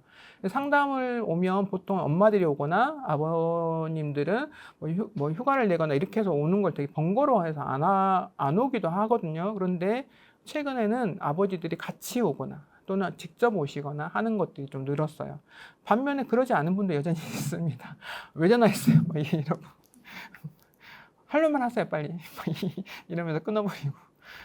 쫄아가지고 말도 못하고 끊고 막 이런 경우도 있는데 어쨌든 아버지들 참여가 좀 늘고 있다. 이런 거. 그래서 좀 희망적인 부분이죠. 그래서 아까 이제 학교를 계속 학교 얘기를 하고 있잖아요. 그는 제가 학교에서 계속 경험을 한 것도 있지만, 우리나라에 학교에 있는 청소년이 대다수이기 때문에 학교를 계속해서 얘기를 하고 있어요. 상담사로 근무하다 보면 뭔가 이렇게 신고 의무가 있는 업무를 하게 될 때가 있어요. 신고 의무가 있는 업무가 뭐냐? 생명의 위협을 느끼는 위기 상담 중에 자해를 하는 경우가 되겠죠. 자살보다는 자해를 했을 때 이제 뭐 생명존중위원회라고 해서 그런 걸 뭐 개최하기도 하고 이걸 이제 신고 의무가 있기 때문에 바로바로 부모님한테 연락을 하거나 뭐 학교 내에 연락을 하거나 또는 위급하거나 이럴 때 교육청에 신고를 해야 되거나 하는 것들에 해당이 돼요. 자해를 하거나 아동학대일 경우 학교폭력, 성폭력을 포함한 학교폭력이 좀 심각할 경우는 다 신고 의무이고 관련된 일을 하시는 분은 다 신고 의무자입니다. 그래서 이런 것들이 있다. 그리고 이제 요즘 비자살성 자해라는 걸 여러분들이 좀 들어보셨을 거고 공부하셨을 거고 시험에도 나올 겁니다. 왜냐면 내가 자살 의도를 갖고 있지 않는데 자해를 하는 학생들이 요즘 많이 늘었어요. 근데 중학교 같은 경우는 이게 마치 유행처럼 SNS에다 올려서 막 여기 자해했다 막 뭘로 그었다 막 이렇게 올리고 실제로 막 붕대 붙이고 막 내 보여주는 행동을 좀 하거든요. 근데 정말 내가 심리적 고통이 커서 자해를 하는 친구들은 이게 숨겨요. 깊이 숨기거나 정말 상처가 깊거나 뭐 허벅지에 하거나 뭐 이러는 경우들이 많이 있는데 이 비자살성 자해가 요즘 이제 되게 연구를 많이 하고 있고 관련 자료들도 많이 나오고 있고 이제 교육 연수나 이런 것도 많이 있다라는 것 때문에 제가 비자살성 자해를 언급해놨고 이거는 발생했을 때 우리 상담사들이 신고 의무자이기 때문에 정말 면밀히 잘 관찰해야 되는데 학생들이 자해를 하는 특징들이 보통 뭐 칼로 많이 긋잖아요. 어떤 칼로 그거 뭐 커터 칼로 많이 긋는다고 해요. 근데 칼 외에도 막 자기 근데 손으로 막 이렇게 긁거나 하는 아이들도 있어요. 그래서 어떻게 자해를 하는지 이런 방법이나 주기나 어떨 때 자해를 하는지 이런 것들도 좀 살펴보시면 좋겠습니다. 그래서 자살과 자해가 다르다라는 거 이런 걸 이제 책을 찾아보면 있고요. 그 다음에 이제 아동학대인데 이거는 복지 업무인데 상담사가 할 때가 있어요. 그런 아이들 상담하다 발견하면 신고 의무자이기 때문에 하는데 여기에 만 18세 미만이라고 돼 있잖아요. 아동복지법에 의해서 이거는 아동학대가 해당이 되는데 제가 이제 보건복지부에 물어본 적이 있어요. 어디까지 아동학대로 봐야 되느냐라고 했더니 고등학생은 학생까지 고등학교 다닐 때까지는 아동으로 봐야 된다. 이렇게 해서 제가 이제 답을 들은 적이 있었고 실제로 이제 아동 학대가 발생하면 112 신고하면 다 나와서 조사하고 이렇게 진행을 합니다. 그 다음에 이제 학교 폭력, 성폭력에 관련된 이런 법들이 있고 성폭력이 실제로 발생을 하면 또 신고 의무가 있기 때문에 관련해서 이제 도움을 받을 수가 있고요. 지금 이제 학교 내에서 학교 폭력이 발생하면 피해 학생을 보호할 때는 이런 조치들을 취하고 가해 학생한테는 이런 조치들을 취해서 1호부터 9호까지 퇴학을 하거나 강제 전학을 하거나 이런 식으로 이제 조치를 하고 있는데 이게 외부에서 범죄로 됐을 때 요즘 이제 촉법소년에 대한 문제가 많이 되잖아요. 그래서 범죄가 됐을 때 소년 보호 사건일 때 이제 이렇게 처리를 하고 그때 이제 보호 처분이 1호부터 10호까지 있는 거죠. 이런 처분에 의해서 이제 청소년들이 범죄일 때 이렇게 다뤄진다라는 거고요. 그 다음에 성폭력 피해가 간혹 생겨요. 그러면 이제 심각한 성폭력 피해일 때는 해바라기 센터의 도움을 받으면 이제 피해자애들은 무료, 가해자도 경우에 따라서는 이제 지원을 해주기도 해요. 그래서 성폭력 피해가 발생하면 이제 물론 전문 기관에서 의논을 해보고 또는 도움을 요청할 수 있지만 관리하고 우리가 도움을 받을 수 있는 기관이 해바라기 센터다라고 아시면 되겠습니다. 그리고 이제 뭐 그냥 이건 조금 알아만 두실 거는 조용한 ADH라고 하는 아이들, ADH 중에서 과잉 행동이나 충동성이 조금 덜하고 주의력 결핍이 우세한 아이들이 좀 많이 늘어났다. 그리고 경계선 지능을 갖고 있는 아이들이 많이 늘어났다. 이제 이런 것들이 있고 또 청소년의 정신증 그런 사례들이 나이 연령이 좀 어려졌다. 이런 것들이 좀 요즘 추세이거나 증가하는 사례인 것 같습니다. 그래서 이게 개념을 써놨는데 시간이 없기 때문에 그리고 이제 청소년들이 아까도 말씀드렸듯이 약물 치료를 받잖아요. 상담사들이 약물을 복용하는 이 청소년 내담자들을 만났을 때 이제 기본 상식처럼 알아둬야 될 거예요. 약물에 대해서 다 알 필요는 없지만 약물을 복용하고 있을 때 이런 것들 좀 알아두면 좋겠다. 그래서 좀 써놔봤고 그 다음에 이제 쭉 학교에 대해서만 얘기를 드렸잖아요. 그런데 학교 밖 청소년도 관심을 가져야 될 우리의 청소년들이기 때문에 학교 밖 청소년에 대한 것도 이렇게 좀 써놨습니다. 이 학교 밖 청소년에 대한 자료도 다 청소년 상담복지개발원 사이트에 들어가면 다 나와 있고 여기에서 관리하고 있고 지원하고 있고 이렇게 하고 있습니다.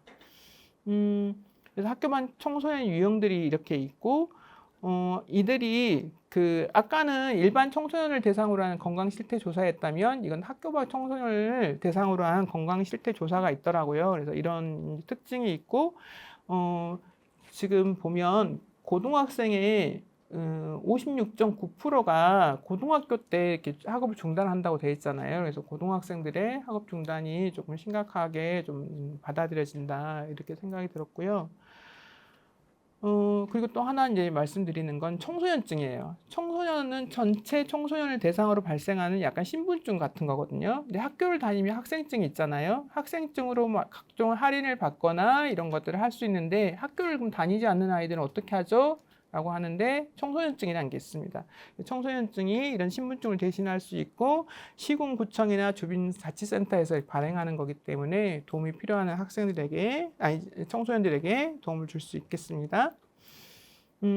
그리고 제가 이 자료를 조사하다 보니까 잘 운영이 되고 있는 신문 언론이 있더라고요. 경기 청소년 신문이라고. 그래서 이런 곳에 가서도 정보를 이렇게 취할 수 있고 그렇기 때문에 이런 것도 잘 찾아보시면 도움이 되는 그런 정보들이 있을 것 같습니다. 그리고 제가 여기에 뭐 올렸거나 또는 선생님들이 보시기에 좀 도움이 될 만한 책들을 좀 제가 이렇게 써놔 봤어요. 그래서 혹시 뭐 관심 있으시면 한 번씩 이렇게 조금 이렇게 찾아보시면 좋을 것 같습니다. 네, 이상 마무리하겠습니다. 지루한 강의지만 들어주시고 함께 해주셔서 너무 감사합니다. 감사합니다.